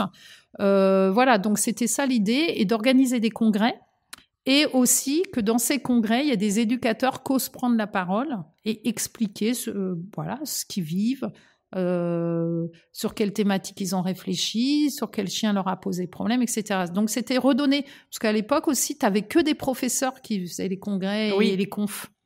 Qui n'est plus professeur machin, vétérinaire machin, t'avais pas de gens de terrain. Ils osaient pas prendre la parole. Bientôt, là, tu vas intervenir, d'ailleurs. Oui, au MFEC, ils m'ont demandé d'intervenir. On va discuter sur ce qu'est le positionnement professionnel. C'est quoi un professionnel? Qu'est-ce qu'un éducateur? Qu'est-ce qu'un professionnel? Très intéressant.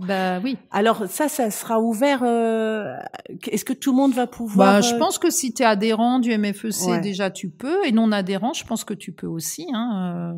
J'ai pas trop regardé parce que je suis plus présidente du MFEC. Non, mais néanmoins, tu es membre d'honneur. Oui, du depuis MFEC, l'année dernière, je suis revenue membre d'honneur. Puis l'année dernière. Voilà, tu es membre d'honneur. Et comment tu vois l'évolution des méthodes respectueuses dans l'éducation canine? En fait, je pense que ça devient un peu compliqué parce que alors les méthodes, je sais. On a l'extrême positif, on a l'extrême coercitif. Ce qui est nourri d'un côté nourrit toujours de l'autre. Et je pense qu'il va falloir arriver à une réflexion beaucoup plus moins extrémiste et qui, si ce que je pourrais dire, je trouve, c'est que les maîtres sont de plus en plus perdus. Je rencontre des maîtres qui ne comprennent plus rien, que ça soit en positif, en rien, parce qu'on dit tout et son contraire. Ils veulent bien faire. Parce que tout le monde est technicien de tout. Tout le monde...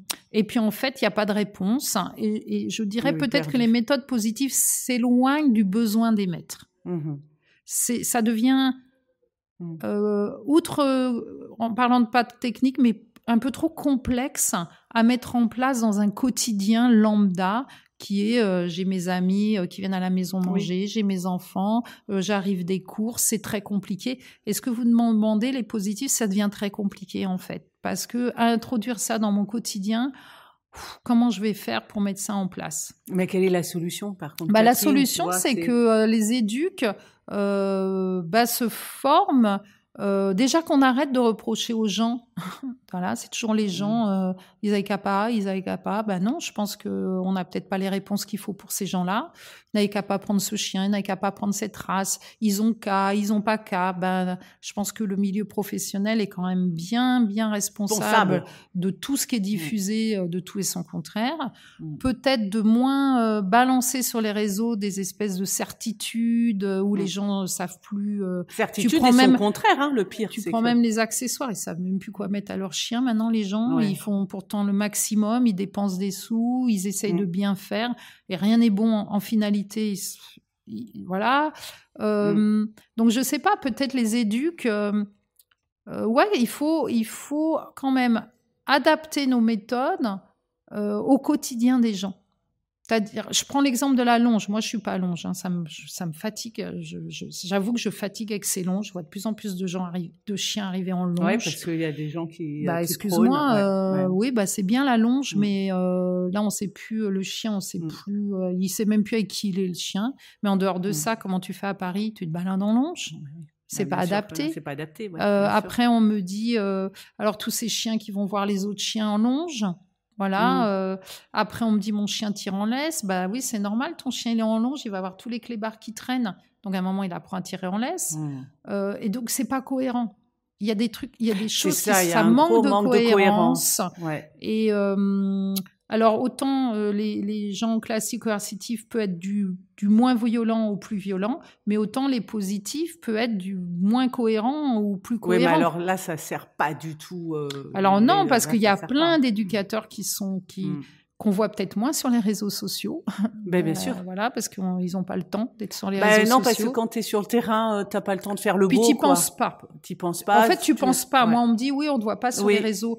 Mais honnêtement, j'y pense pas. Je pense pas à prendre des films, des photos. Ça me vient pas l'idée de prendre mon chien, le chien Pourtant, du client. Pourtant, tu aurais plein de choses à communiquer, à partager. Oui, alors ça va venir, je pense, parce que je trouve qu'il faut remettre... l'église au centre du village, un petit peu. Je pense. Ouais. Et puis, je pense que j'ai plus rien à prouver aussi. Ah non, mais c'est clair. Voilà, mais donc justement, j'ai envie peut-être de reparler, mais j'avoue que ça me fatigue un peu d'avance parce que c'est quand même compliqué. Mais bon, j'ai envie de reparler pour... parce que... Alors, ce que je suis en train de dire, c'est pas moi, je fais mieux que tout le monde, moi, j'ai compris mieux, moi, j'ai la technique et les autres ne l'ont pas. C'est pas ça que je suis en train de dire. Je suis en train de dire que les gens sont perdus. Ce qui est vrai.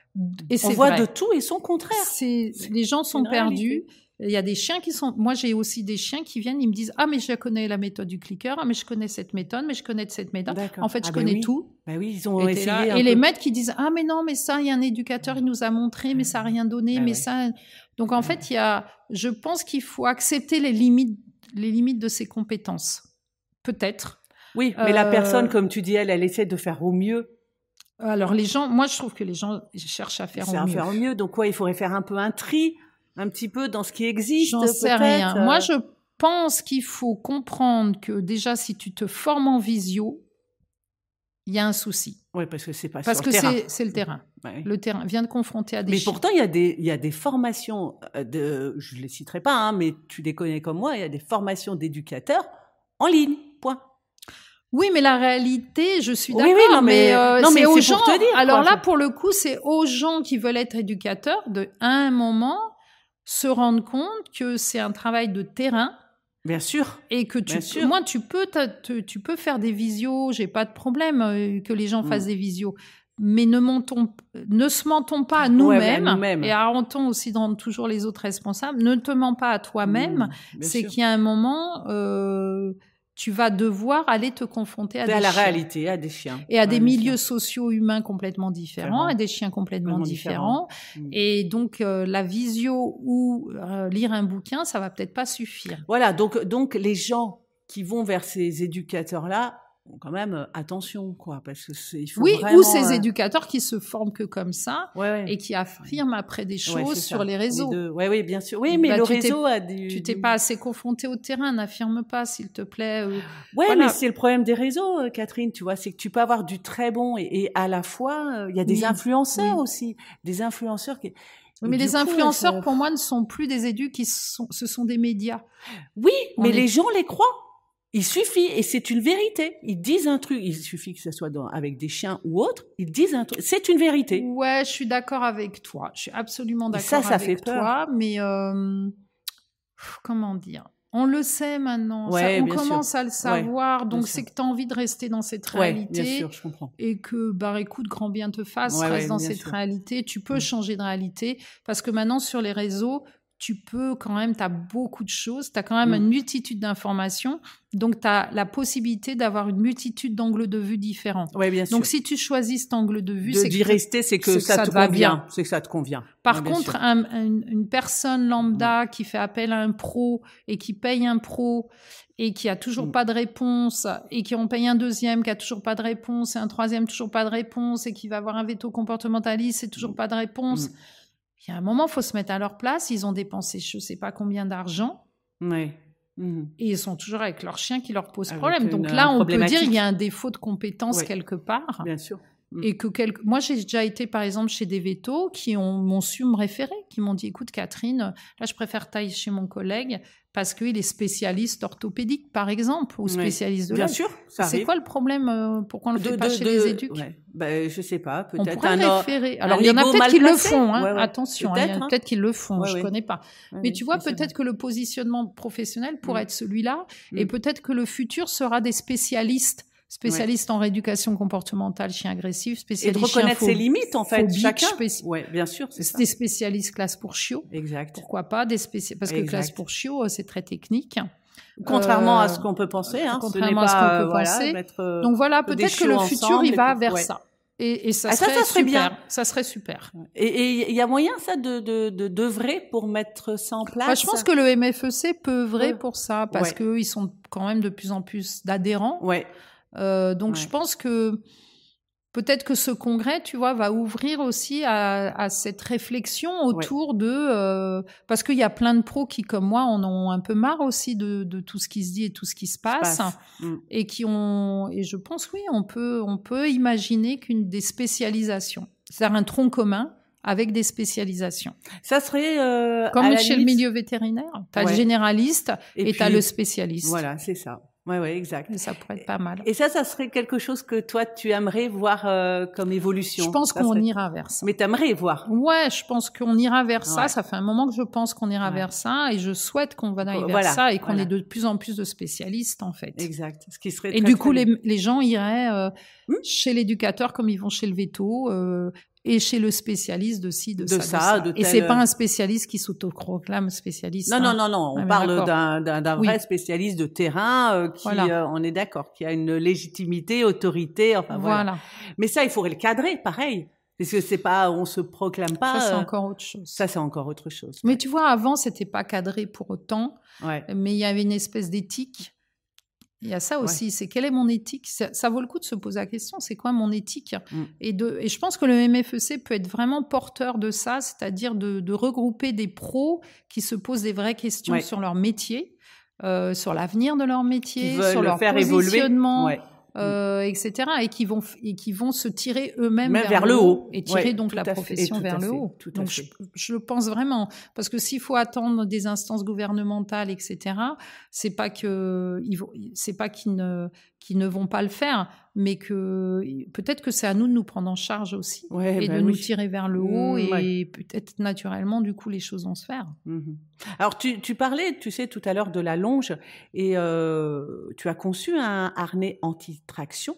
Et est-ce que tu aurais d'autres outils, par exemple, que tu recommanderais à une personne qui souhaite éduquer son chien de manière respectueuse? Une laisse de 1,20 m minimum. Enfin, de pas avoir 1,20 m, moi, ça me paraît très bien. De chien en laisse, chien avec toi. C'est-à-dire que quand ton chien en laisse, l'univers le plus important, c'est la personne qui est au bout de la laisse et pas le chien, etc. Donc, de travailler avec ça. Chien libre. C'est-à-dire quand ton chien est libre, fous-lui la paix un petit peu. Si tu es une personne importante, de toute façon, il te considérera, mais de les laisser un peu tranquilles quand ils sont libres. Alors, donc, c'est de revenir à cette notion de chien en laisse, chien avec toi, chien libre, chien libre. Chien libre. Ça s'apprend avec les éducateurs. Ça s'apprend avec un éducateur, je pense. Des friandises, apprendre ce que c'est un renforcement positif, apprendre à faire de l'autorité, que ça reste de la communication. apprendre ce que c'est une punition négative, etc. Se former un minimum sur l'intelligence dans l'apprentissage. Ouais. Voilà. Et que le chien, par contre, est capable de s'auto-récompenser, et être conscient, parce que tout le monde parle des besoins du chien, donc ok, c'est acté, mais aussi des capacités cognitives des chiens, des capacités à quelle vitesse apprend un chien, que les gens aient conscience quand même de cette réalité. Tout le monde ne se pose pas cette question, Catherine. Oui, mais il va falloir les amener à ça. Ah oui, d'accord. Moi, je pense qu'il faut... Franchement, les gens sont friands. Moi, j'ai plein de maîtres qui sont venus ici, alors du coup, faire des stages. Et j'ai des maîtres qui sont peut-être plus pointus en connaissance que certains éducateurs. C'est sûr que c'est avec leurs chiens. Mais ils ont fait des stages, ils n'arrêtent pas les camps d'été, les stages, les machins. Oui, et on va parler des camps d'été, des dog.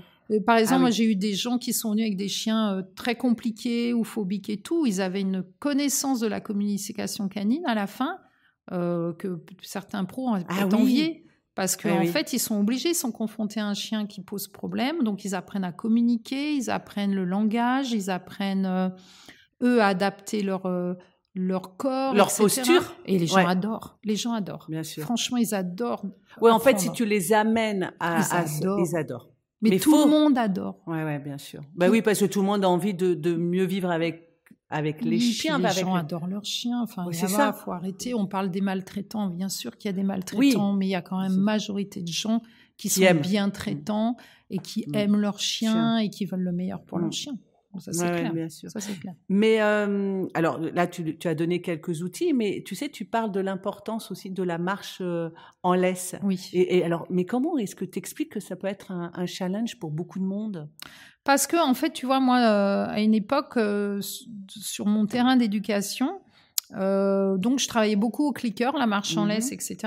Et la réalité faisait qu'il y a des gens qui arrivaient, je leur disais alors, vous savez, cette semaine, on n'a pas eu le temps de travailler. Ah ben oui. Ouais, je disais, ok, mais c'est une réalité des gens, parce qu'on a eu des gens, la famille est venue et tout. Alors déjà, c'était la première interpellation chez moi qui a changé maintenant la donne, c'est que je dis, mais en fait, quand vous êtes en interaction, à chaque fois que vous êtes vous entrez en interaction avec votre chien, vous êtes en train de l'éduquer. Donc, c'est pas 1 heure par semaine. C'est dès que vous êtes en interaction avec votre chien. Donc, c'est quoi une interaction ? C'est lui ouvrir la porte, c'est le faire monter en voiture, le descendre de voiture, lui donner à manger. Ce sont des interactions. Il y en a plein. À chaque fois que vous êtes en interaction, vous l'éduquez. Donc, déjà, on vous a mis dans la tête que ça s'éduquait 1 heure par semaine. Donc, mais pour ce qui est de la marche en laisse, je dis, ils n'ont pas travaillé. Pourtant, vous avez bien été le promener. Oui, tous les jours. Donc... Ouais. Tu vois, mais c'était ça dans la tête des gens. C'est de te dire que c'était pas l'interaction, c'était il fallait que je prenne une heure dans la semaine. Donc en fait, donc c'est déjà faire réaliser aux gens que l'apprentissage de la marche ou de quoi que ce soit est intégré dans ton quotidien. C'est tout le temps. Donc ça, c'était la première chose. Deuxième chose, c'est qu'il y avait des gens... Enfin, moi, j'ai eu des chiens qui me posent problème pour certains défauts que j'avais, mais j'avais un truc, c'est que je n'ai jamais eu de chien qui ont tiré en laisse. Et il y a plein de gens comme moi qui n'ont jamais eu de chien qui ont tiré en laisse. Et tu as des gens qui ont des chiens, à chaque fois qu'ils ont un chien, ils tirent en laisse. Donc déjà, c'est un constat. Tu vois, tu te dis... comment ça se fait qu'il y a des gens, ils ont eu 400 chiens dans leur vie, ils n'ont jamais tiré en laisse. Et d'autres tout le temps. Voilà. Donc moi, mon conseil de me dire, je vais regarder ce qu'il y a au bout de la laisse. Mais qu'est-ce que font les gens qui ont des chiens qui tirent en laisse ? Qu'est-ce que font les gens qui ont des chiens qui tirent pas en laisse ? Donc tu regardes ce qui est au bout de la laisse, en fait. On est d'accord. Et tu te rends compte qu'en fait, les gens qui n'ont pas de chien qui tirent en laisse, ils ont une espèce de cohérence et ils travaillent plus avec leurs jambes qu'avec leur haut du corps.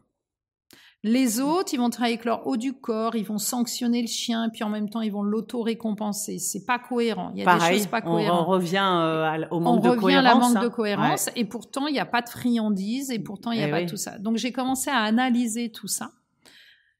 Et du coup, je me suis rendu compte que dans le monde du chien, j'ai commencé à rechanger ma technique de la marche en laisse, rien qu'en travaillant avec le bas du corps et non le haut du corps.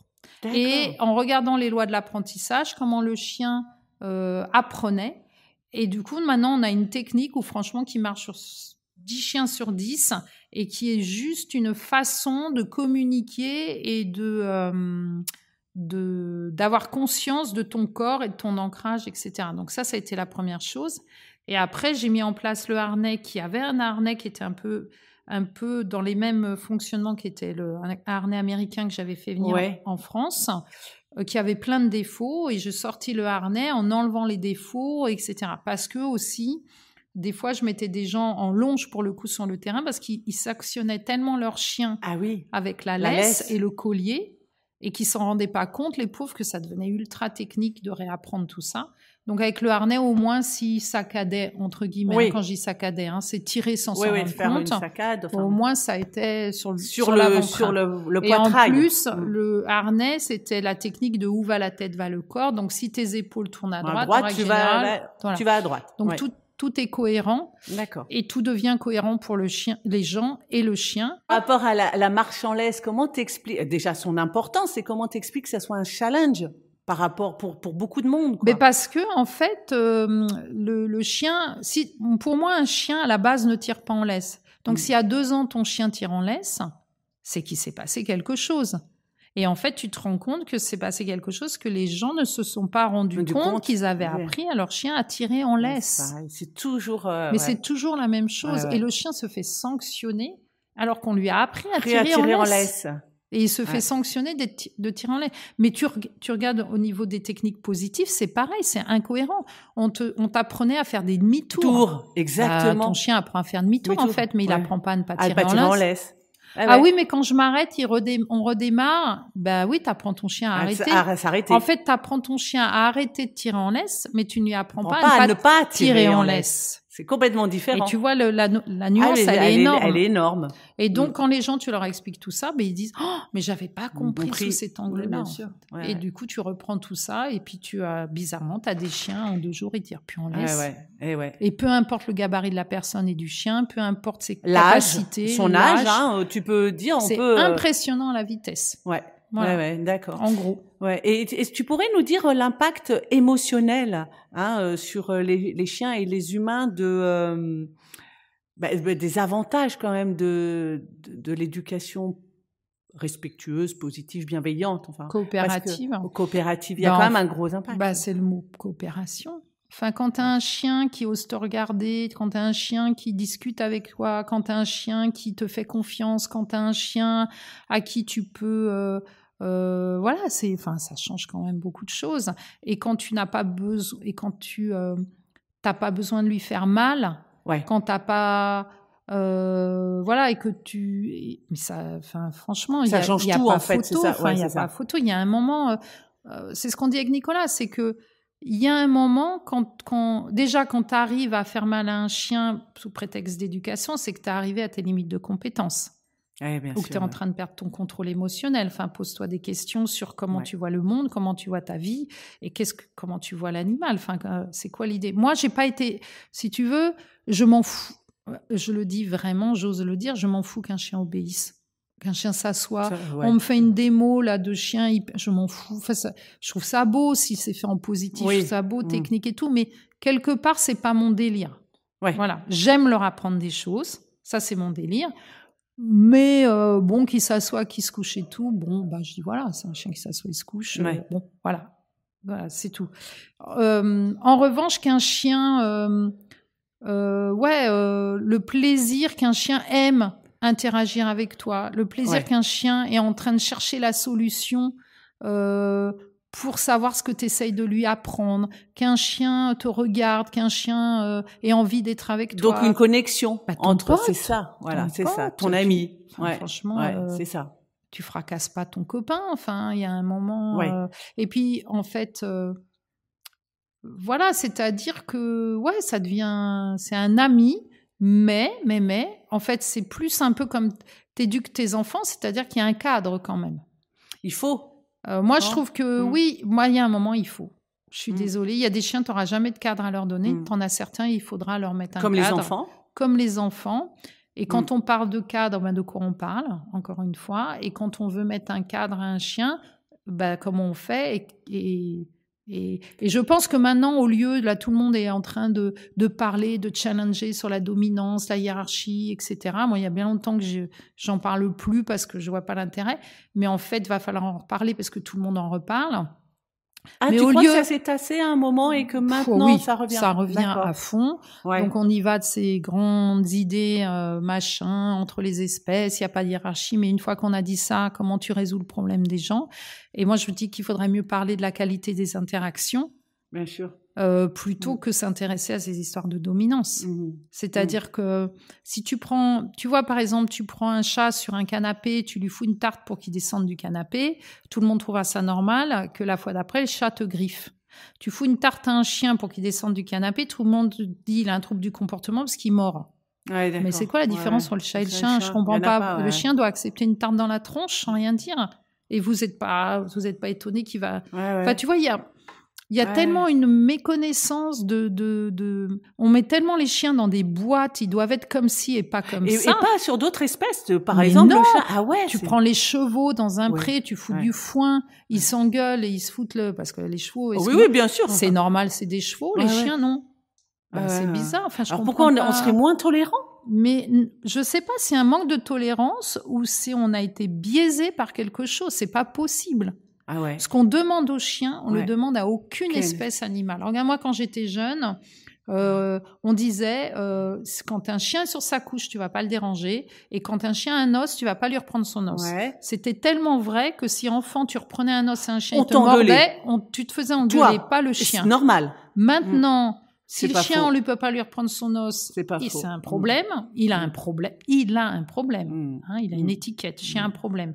Si le chien, on va lui faire un bisou sous sa couche et réagit, eh ben, il a un problème. Ouais, alors, la bonne nouvelle, c'est qu'on peut leur apprendre à aimer ça. On peut vraiment leur apprendre à accepter l'idée qu'on leur reprend l'os, à accepter l'idée d'un bisou.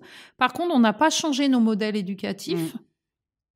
Et on tombe du placard et alors on tombe des nues il y a un problème quand même. Là, mais tu dis, mais franchement, des fois, tu te dis, mais l'espèce humaine, franchement, on a un cerveau. Mais tu l'expliques, cette déviance à un moment donné? Moi, je pense qu'on est dans des croyances et puis on reste dans ces croyances.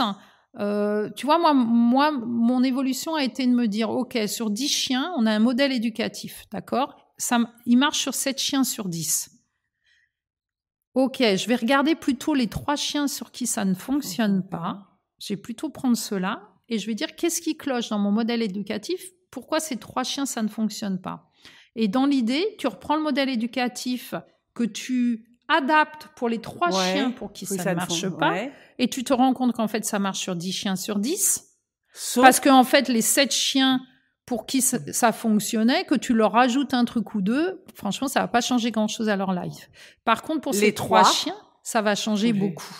Et je pense que peut-être qu'il faut juste amener les gens à réaliser que ces 3 chiens pour qui ça ne fonctionne pas, mais on ferait pareil chez les enfants, ça serait bien. Mais on les a mis sur...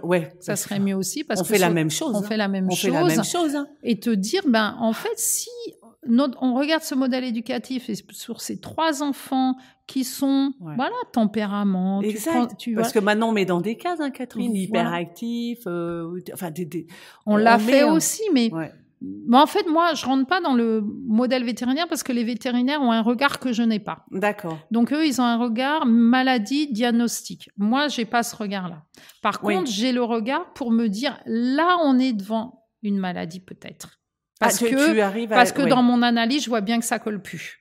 Donc j'ai ma limite de compétence. Mais honnêtement, et je dois le dire, j'ai envie de le dire haut et fort, c'est que la plupart des chiens qu'on a dit malades ne sont pas des chiens malades. Désolée, ils sont pas malades. C'est des chiens où la qualité des interactions n'ont pas été là. Et il y a eu un défaut dans l'apprentissage et c'est des chiens qui ont décidé de pas rentrer dans le moule et dans le cadre. Et ça, tu arrives ça, tu le récupères. La bonne nouvelle, c'est que la plupart des chiens comme ça, ça se rééduque. Ça se remodèle, ça se retravaille. Je dis pas que c'est toujours simple. Bien sûr. Je dis pas, c'est relativement rapide quand même. T'as des belles histoires comme ça? Il y a des très belles histoires. T'as un exemple que tu pourrais nous donner? Oui, j'en ai plein. Je vais essayer de t'en trouver une. Il y a belles histoires dans les refuges, par exemple. Oui, alors tu pourras parler parce que de ton partenariat avec Andy Chien, la SPA. Alors la SPA, c'est Natacha Harry, à l'époque était présidente et qui a voulu que on forme les agents animaliers aux méthodes positives. Ça a démarré comme ça en refuge, en fait. Et c'est là on a commencé à faire des formations il y a 14 ou 15 ans en arrière. Ouais. Donc, c'était assez nouveau, en tout cas pour la SPA. Maintenant, non, ils continuent les formations. Et là, c'était d'amener un autre regard, justement, des agences sur les chiens. Et on a eu des modules rééducation de chiens à problème, etc. Donc, qu'est-ce que je pourrais, par exemple, si on parle des friandises, par exemple, un chien abandonné par son maître parce que chien très peureux, qui est très bien avec son maître, ce chien a une nouvelle amie. Et le chien gère pas du tout la nouvelle amie, mais par peur, vraiment des grosses peurs. Donc, le maître décide d'abandonner le chien. Et de garder sa nouvelle conjointe. Oui, parce que les chiens étaient un peu dangereux quand même. Il n'avait pas que peur. Donc, oui, c'est un cas réel là, que tu expliques. Oui, c'est des cas réels. Ouais. Et donc, à la SPA, le chien est depuis 2-3 mois en enclos et il est toujours réactif, toujours peureux. Et les agents commencent à désespérer et se dire, est-ce qu'on va le sortir d'affaire, ce chien? Parce qu'en fait... Donc, tu te dis pourtant... ils lui donnent à manger tous les jours, mais ils peuvent toujours pas le sortir du box, il est réactif. Ils lui donnent à manger, ça ne change rien. Le regard qu'a le chien sur les humains ne change pas. Donc, nous, on arrive. Moi, j'y vais avec mon cervelas, avec mes Nakis. J'y vais 1 fois, j'y vais 2 fois, j'y vais 3 fois dans la journée. Ça change rien. Le chien, il est autant réactif. J'ai beau lui donner du cervelas, ça change que dalle au chien. Ouais. Bon, je me dis, donc là, je dis aux agents, laisse tomber, ça fait plus d'une demi-journée qu'on offre des cadeaux aux chiens, ça change rien. Je dis, tu sais ce qu'on va faire? Et c'est des cas réels. Je dis, tu sais ce qu'on va faire? On va arrêter d'aller le voir. Par contre, on va aller acheter du poulet rôti. Donc, on va acheter 2-3 poulets. Ouais. Et j'ai dit, tu vas prendre une assiette, tu mets du poulet, des cuisses de poulet, du poulet. Tu montres la gamelle au chien, tu lui poses, tu désignes la gamelle, tu regardes pas la gamelle, tu pars et tu lui dis, voilà, c'est cadeau. Je te mens pas, 24 heures après, le chien arrivait en se tordant de plaisir. En frétillant. 48 heures après, elle sortait du box. Wow, l'agent, elle était tellement émue qu'elle pleurait. Et 6 mois après, elle était adoptée. Wow. Et j'en ai une autre. C'est un chien aussi c'est un gros staff qui est sourd. Il est tout blanc. Et les agents nous disent, on n'ose plus rentrer dans le box avec un harnais. Il réagit, donc ça va faire 15 jours ou 3 semaines qu'on l'a pas sorti. Et est-ce que vous pouvez nous aider? Est-ce qu'on commence à avoir de la peine, etc. pour ce chien, mais on a vraiment peur. Donc là, il est 5 heures du soir, un vendredi soir, on devait rentrer. On se dit avec Nicolas, va falloir être rapide. Je rentre dans le box, on rentre toujours à 2 dans ces cas-là parce que on sait jamais ce qui peut se passer. Donc on est une appréhension, c'est quand très même, technique. Ou pas du tout. Quand même. Donc on est 2, on se met d'accord s'il se passe quelque chose, qu'est-ce qu'on fait, etc. Donc le chien avait le clicker. Il est sourd, mais il voyait le pouce qu'on appuyait. Et il avait des assis au garde à vous. D'accord. Donc moi j'arrive avec mon cervelas, toujours mon truc, tu vois, en me disant il va changer de regard sur moi, donc il fait des assis, je lui donne du cervelas. Il bouffe énormément de cervelas. Je reviens une 2e fois avec un harnais, je vois que le chien, là, il va péter un câble. Donc, je me dis, putain, il est déjà 6h, 6h30, ça fait 1h30 qu'on travaille le chien, il n'y a rien qui change. Donc, je dis à Nico, là, tu sais ce qu'on va faire, Nicolas. Il faut qu'on trouve une solution, on ne peut pas repartir en laissant ce chien comme ça. Donc, je dis, tu vas prendre un gros cervelas, tu vas le mettre en hauteur, et pendant que le chien est fixé sur ce cervelas, je fous le harnais et je le ferme. Ok, waouh, c'est risqué quand même. Attends, tu vas voir le truc. Il avait déjà mangé au moins 2-3 cervelas. D'accord, ok. Donc, on arrive, Nicolas met le cervelas en l'air, je vais le chien est fixé, mais le chien, il saute, il fait tomber le cervelas à ses pieds. Et là, t'as un gros molosse, les pattes comme ça, en train de se bouffer son cervelas. Et là, il y a Nicolas il se dit non, le cervelas. Et là, le chien lui fait mauvaise idée. Donc, j'ai à Nicolas, écoute, on bouge pas, parce que dans ces cas-là, tu bouges pas. Tu sais jamais au niveau du partage des ressources, c'est des chiens de refus. On bouge pas et on laisse le chien manger son cervelas en entier. Tranquille. Il mange son cervelas, il lève la tête et là je vois des cœurs. Et je dis à Nico, c'est bon, fin du problème. Je lui mets le harnais, je sors le chien au harnais et je dis aux agents, fin du problème. Ils me disent non, c'est pas possible. Je sors le chien, on l'emmène dans un parc, on enlève le harnais, on lui met le harnais, on le baigne, on fait plein de trucs. Et il a été adopté. Mais et ce chien nous a appris la différence entre qualité et quantité. C'est-à-dire que les chiens, en leur donnant tes petites friandises, ils sont en frustration perpétuelle. Et là, tu leur donnes un cadeau énorme. Et tu leur dis, vas-y, cadeau. Vas-y, mange. Et ça, voilà, vas-y. fais-toi plaisir, c'est un cadeau authentique, sincère. Combien de fois on sincère. l'a vérifié? Ah ouais. Tu peux pas t'imaginer des chiens qui à une vitesse, tu leur dis, allez, vas-y. Bon, fais-toi plaisir. Un chien, un jour qui était relativement limite, plus que limite. Je fais pas gaffe, j'ai un énorme tupper avec plein de friandises dedans. Et là, le chien, il est très nerveux, très limite. Il saute sur la table, c'est un chien de refuge. Il fout la tête dans le Tupperware. Là, moi, je suis à côté, je bouge pas et j'ose pas retirer le tupper. Là, j'ose pas mettre la main. Je sens qu'il me dit... non, n'y va pas. Donc, je suis à côté et je dis, vas-y, mange. Mais on se dit toujours, il va avoir une diarrhée. Il va y avoir des conséquences. Mais vas-y, mange. Transformé. Les yeux qui étaient complètement explosés sont devenus...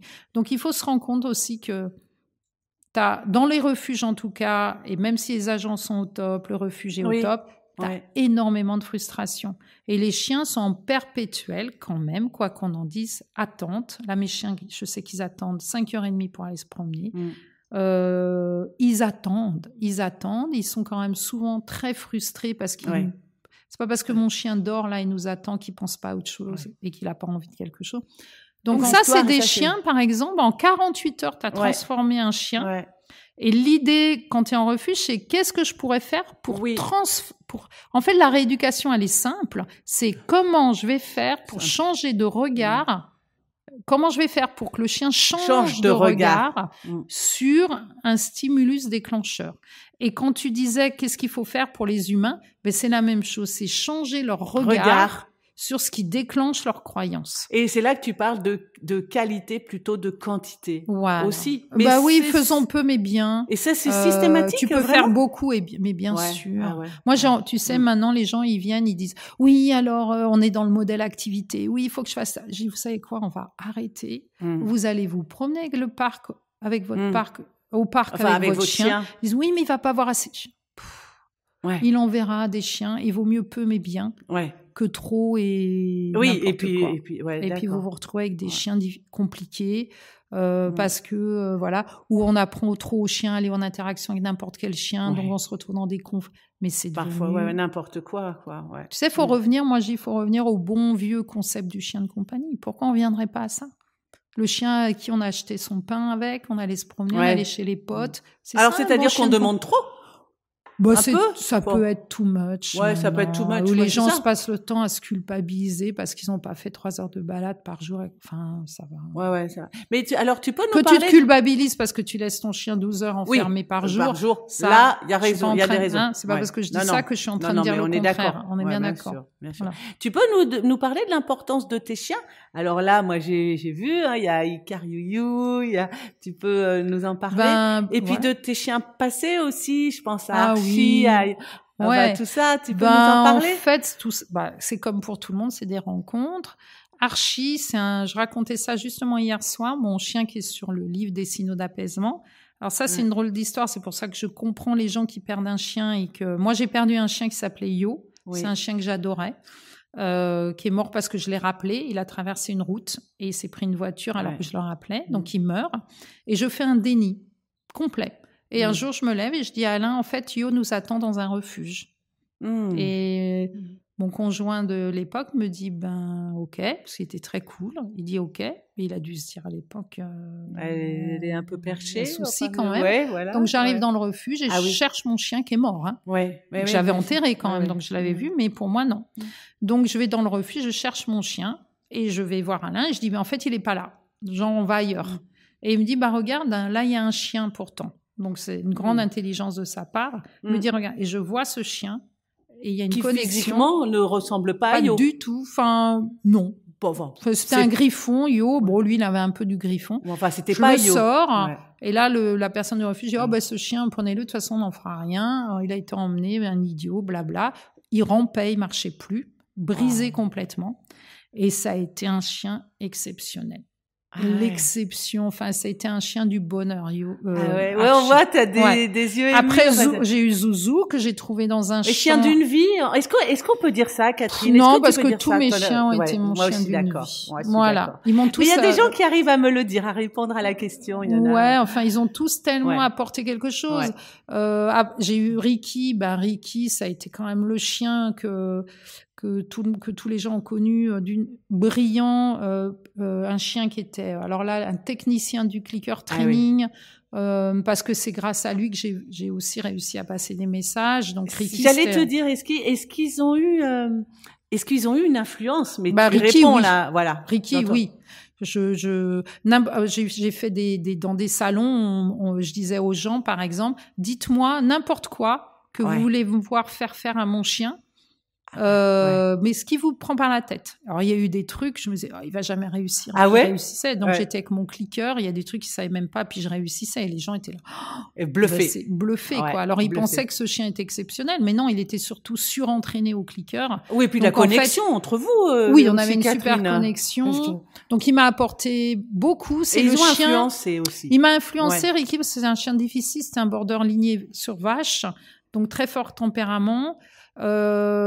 Et c'était un chien qui m'a forcé à réfléchir, à me tirer pour le haut, pour pas lui taper dessus des fois, parce que franchement, il était difficile. C'est là qu'on peut dire que c'est des excellents professeurs. Excellents professeurs et excellents élèves aussi. C'est des élèves. Moi, pour le coup, j'étais une élève qui a accepté l'idée.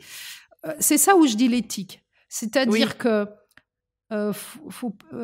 c'est-à-dire que moi, dans mon idée, c'était de jamais avoir à utiliser la violence. C'est-à-dire que tous les cas qu'on me présentait, je me disais, il faut que je trouve une solution pour pas avoir à utiliser un collier électrique. Et pourquoi ça? Pourquoi c'est chez toi? C'est si fort ancré chez toi? Parce que je ne peux pas, parce que les chiens m'ont trop apporté quand j'étais petite fille. Ils m'ont trop. Je le comprends, Catherine, mais trop mes amis. Je peux pas. Tu peux pas faire. Donc à un moment, il faut te creuser la cervelle. Je dis pas que si j'avais pas fait ça, peut-être j'aurais dit, mettez le collier électrique, par exemple. Tu vois. C'est très fortement ancré chez toi, quoi. C'est ancré chez moi tirons-nous vers le haut, enfin les animaux, enfin pour moi, mais pas que les chiens, les animaux, je pense qu'on a fait du mal aux chevaux, on a fait du mal aux chiens, on a fait du mal aux chats, on a fait du mal à tellement d'animaux, sous prétexte je sais pas, d'obéissance chez le chien, de désobéissance, sur des croyances. Je sais pas de quoi, de supériorité soi-disant, je sais pas de quoi non plus. Je peux pas répondre. Je pense que de méconnaissance, c'est-à-dire que quand on devient végétarien, par exemple, c'est que on a un rapport à l'animal qui a changé. Quand on ne veut pas être chasseur, c'est qu'on a un rapport à l'animal qui a changé. C'est-à-dire que, par exemple, il y a des gens qui me disent, oui, que chasseur. Je dis, oui, mais les chasseurs, on n'a pas le même regard. Un chasseur, moi, quand je vois un animal, je trouve ça tellement beau que ça ne viendrait pas à l'idée de lui faire du mal. Tuer qu'est-ce qui est beau devant mes yeux. Eux, ils n'ont peut-être pas ce regard. Demain, ils changent, ils disent, waouh, c'est beau, est-ce que j'arrête ce qui est beau? Donc, ils portent le regard ailleurs. Donc, si tu changes le regard, moi, j'ai une sœur qui est pas du tout animaux, parce qu'elle aime pas les animaux, ça l'énerve, ça la dérange, les aboiements la dérangent, blablabla, blablabla. Donc en fait, pour elle, mais si demain elle a un animal avec qui elle a une intimité, elle va aimer son chien, pas tous les chiens, mais au moins son chien. Donc en fait, ça prouve bien que si tu rentres, si tu as une histoire d'amitié, si tu as une histoire avec un animal, ça sera ton chien peut-être de ta vie. Oui, mais peut-être que son regard changera. Mais ton regard a changé au moins sur ton chien. Voilà. Et du coup, ça ouvre des possibilités sur le regard sur les autres. Et après, si tu généralises, tu commences à faire comme on dit, faut pas faire d'anthropomorphisme. Mais moi, je dis, si j'en avais pas fait, j'aurais pas tiré ma technique vers le haut. Et oui, bien sûr. Bien sûr, Toute proportion gagnée. Garder, bien sûr. Excuse-moi, faut en faire. Hein. Bien peut-être sûr. À un moment, va peut-être falloir en faire un petit peu. Et tu peux nous parler des stages et formations justement au centre Animalin? Là, tu en as très régulièrement. Tu peux nous en parler aussi bien des stages clicker que des doggy games aussi. Tu fais plein de doggy flair. Oui, alors il y a les stages doggy relax. Les stages clicker. Cette année, j'ai mis 2 jours. Tu peux nous Clicker expliquer? 2 jours, Voilà. c'était 2 jours et demi, 2 jours, tu as de la théorie, de la pratique. Voilà. Et tu as 2 niveaux. On aborde plusieurs techniques. Tu as le stage marche en laisse, pour apprendre aux gens justement cette technique de la marche en laisse. Là, on a mis un stage socialisation. Oui. C'est comment repenser la socialisation, repenser tout ça. Et puis, pour des pros qui veulent, comment mettre en place des ballettes canines pour qu'il y ait, malgré les tempéraments, sans qu'il y ait de bagarre ou de conflit. Il y a un stage entretien. C'est pour un professionnel, pour moi, ça doit être un pro des entretiens. Stage aussi de l'éducation du quotidien sans clicker training. On a des camps d'été, Doggy Relax. Oui. C'est là où on va faire travailler les gens sur leurs émotions, sur comment tes émotions ont un impact sur tes réponses et comment le chien va essayer de décrypter tes réponses. Et ça va induire telle ou telle chose chez le chien. On a les Doggy Games là qui vient de l'influence de Ian Dunbar qui faisait qui lui avait lancé les jeux canins pour amener les maîtres à avoir un bon timing et pas s'ennuyer pendant les cours et apprendre. Il y avait des niveaux de performance très hauts, donc on apprend et c'est intéressant parce que ça apprend aussi, ça te confronte à ces idées de bon perdant, d'ego, de déception vis-à-vis de ton chien. Quand tu es déçu de ton chien, qu'est-ce que tu fais de ces déceptions? Parce que c'est une réalité aussi. On peut être déçu de son chien ou déçu de soi-même. L'olfaction, où là, Nicolas, c'est sa spécialité. Et moi, depuis 15 ans d'être à ses côtés, je lui ai apporté le clicker, mais il m'a apporté l'univers de l'olfaction, où j'adore. Donc, on fait plein de choses aussi au niveau olfaction. Voilà, on fait beaucoup de choses en fait. On diffuse peu sur les réseaux, mais on fait énormément de choses. Alors, moi, je mettrai le lien du centre Animal 1, évidemment, et on retrouve toutes les informations sur le site internet. Tout à fait. Et puis, on peut appeler, il y a les numéros. Oui, on est dispo. Donc, mais il y a plein de choses de proposer, en tout cas. Oui. Ça, il y a beaucoup de choses, on propose beaucoup de choses. Ouais. Et puis il y a la boutique aussi pour on a une boutique, on a une maison d'édition. Voilà, harnais, parce que ça tu peux parler de tous les livres, DVD. L'idée a été toujours de diffuser. Donc l'idée au départ de la maison d'édition, les éditions du Génie Canin, c'était de traduire des bouquins de professionnels qui avaient un regard différent sur l'éducation et de l'apporter au grand public. Qu'est-ce qui te motive à partager ça? Toujours modifier le regard de l'humain sur le chien. C'est de la défense animale, c'est de la protection animale, c'est de d'élargir les consciences. Et j'avoue que des fois j'ai envie d'arrêter parce que j'arrive à un âge. J'allais te demander, Catherine, est-ce que parfois tu as douté? Est-ce que parfois tu as douté? Est-ce que tu as pensé à arrêter? Oui, j'ai pensé à arrêter plein de fois. Là, j'avoue que là, j'ai 61 ans, donc j'y pense. Je me dis, je vais peut-être diminuer. Oui, diminuer. Parce que arrêter, mais interagir avec les chiens, non, tu peux pas, en fait. Non. C'est trop là, on a fait un stage ce week-end. À chaque stage, je me dis, mais quel bonheur! Ah oui. Ces chiens! C'est les chiens qui... Quand tu interagis avec eux au clicker, je sais pas comment dire. Ici, on dit qu'il y a des bonnes énergies, mais je pense que les chiens ont emmené cette bonne énergie, en fait. C'est un ensemble, parce que moi, je te l'ai dit en arrivant au centre Animal 1. Je t'ai dit qu'il y avait des bonnes ondes. Et tout le monde le dit. Et tout le monde le dit, donc voilà. Mais je crois que ça fait partie de la culture et je sais pas, et c'est ça, en fait, c'est une culture. Alors, on est bientôt à la fin de l'interview, mais est-ce que tu pourrais nous dire quelle est ta plus grande fierté dans ta vie professionnelle? Tu pourrais dire? J'en sais rien du tout. Peut-être ma plus grande fierté, c'est quand même faire qu'il y a autant de gens maintenant qui travaillent en positif. Voilà. D'avoir répandu. Ça a été un vrai challenge. Faut pas se leurrer. Oui, pas toujours bien perçu. Aussi bien pour les professionnels, on en parlait, mais pour le public aussi? Le public, moins, parce qu'eux, ils étaient bluffés. Mais ça a été dur par moments. Ça a été quand même assez dur. Maintenant là, ça va. C'est fini, ça. Mais ça n'a pas toujours été très simple. Il fallait pas se décourager et il fallait rien lâcher. Rien lâcher. Mais je pense c'est un joli challenge. Et puis la reconnaissance de ses pairs aussi, je crois que c'est quand même. Moi, je remercie tous les gens qui qui parlent de nous et qui reconnaissent notre travail Ouais. et qui reconnaissent parce que je trouve que et puis tous ces gens qui ont le courage de venir avec leur chien et de dire voilà, j'ai un problème avec mon chien, je trouve ça hyper courageux en fait. Oui, alors on finit. Moi, je pourrais passer évidemment des heures à t'écouter parler de ta passion et de ton expertise. Moi, là, les loulous ont envie d'aller faire leur tour. Donc, et puis toute bonne chose ayant une fin, on va devoir finir l'interview et on va leur laisser la place quand même.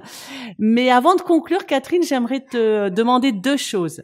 Est-ce que tu as un modèle ou une personne qui t'inspire, que ce soit dans ton domaine, le monde canin ou pas? En France ou à Pas l'étranger? forcément. Est-ce que tu as une personne? Ouais, je pense que Yann. Alors, il m'inspire. Il y a plein. Alors, Yann, c'est un ami, donc il y a plein de choses. On n'est pas d'accord sur voilà. Hein.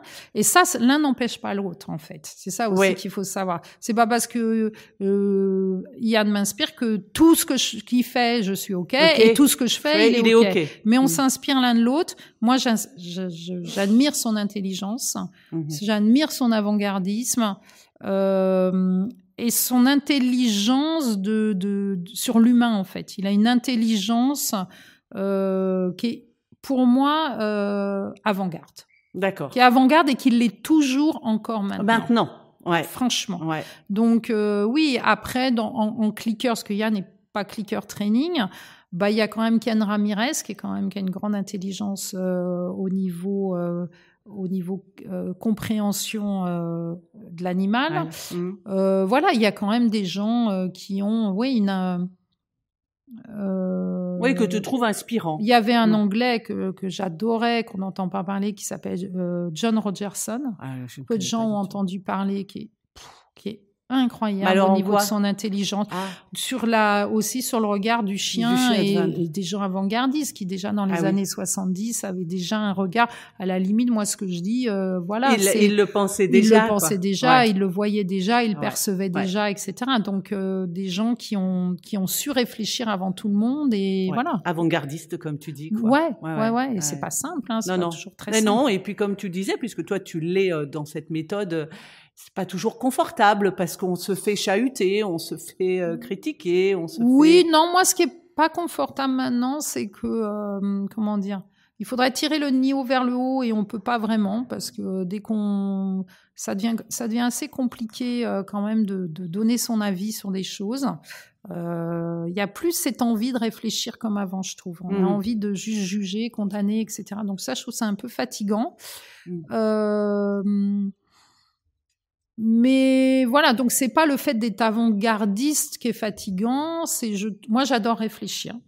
Et j'ai un côté assez philosophe aussi, et je trouve que c'est devenu très compliqué sauf en intimité avec des gens en stage, on réfléchit bien, on se pose des vraies questions. Ah ouais, il y a un super échange. Il y a dans les stages, franchement, moi c'est pour ça que je parle peu sur les réseaux sociaux parce que c'est complexe, hein.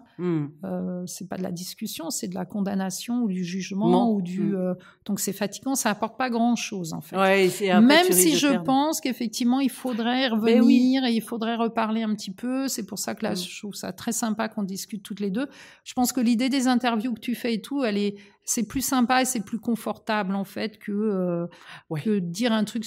Tu vois, parce que des fois sur les réseaux, t'as pas le temps, tu balances 3 phrases et on et c'est mal, sorti du contexte. Oh là là. Mais bien sûr. Pour et pouvoir puis du coup déformé placer ou mal l'ego compris. Ouais, bien sûr.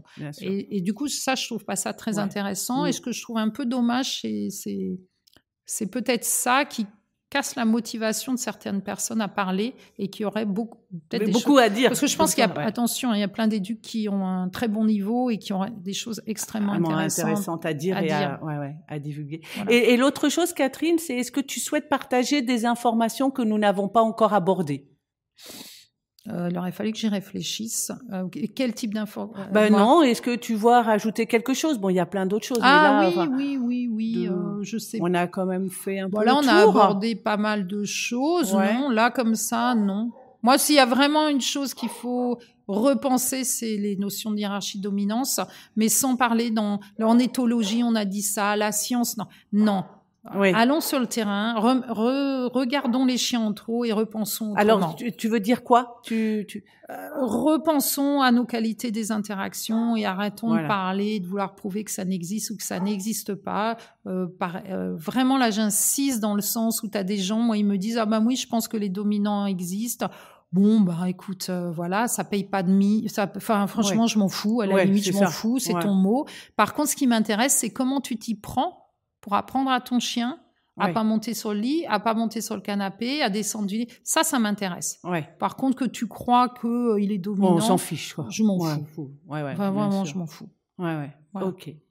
Eh ben, écoute, je te remercie infiniment merci à toi de m'avoir interviewé, d'avoir partagé ta passion et tes connaissances avec nous aujourd'hui.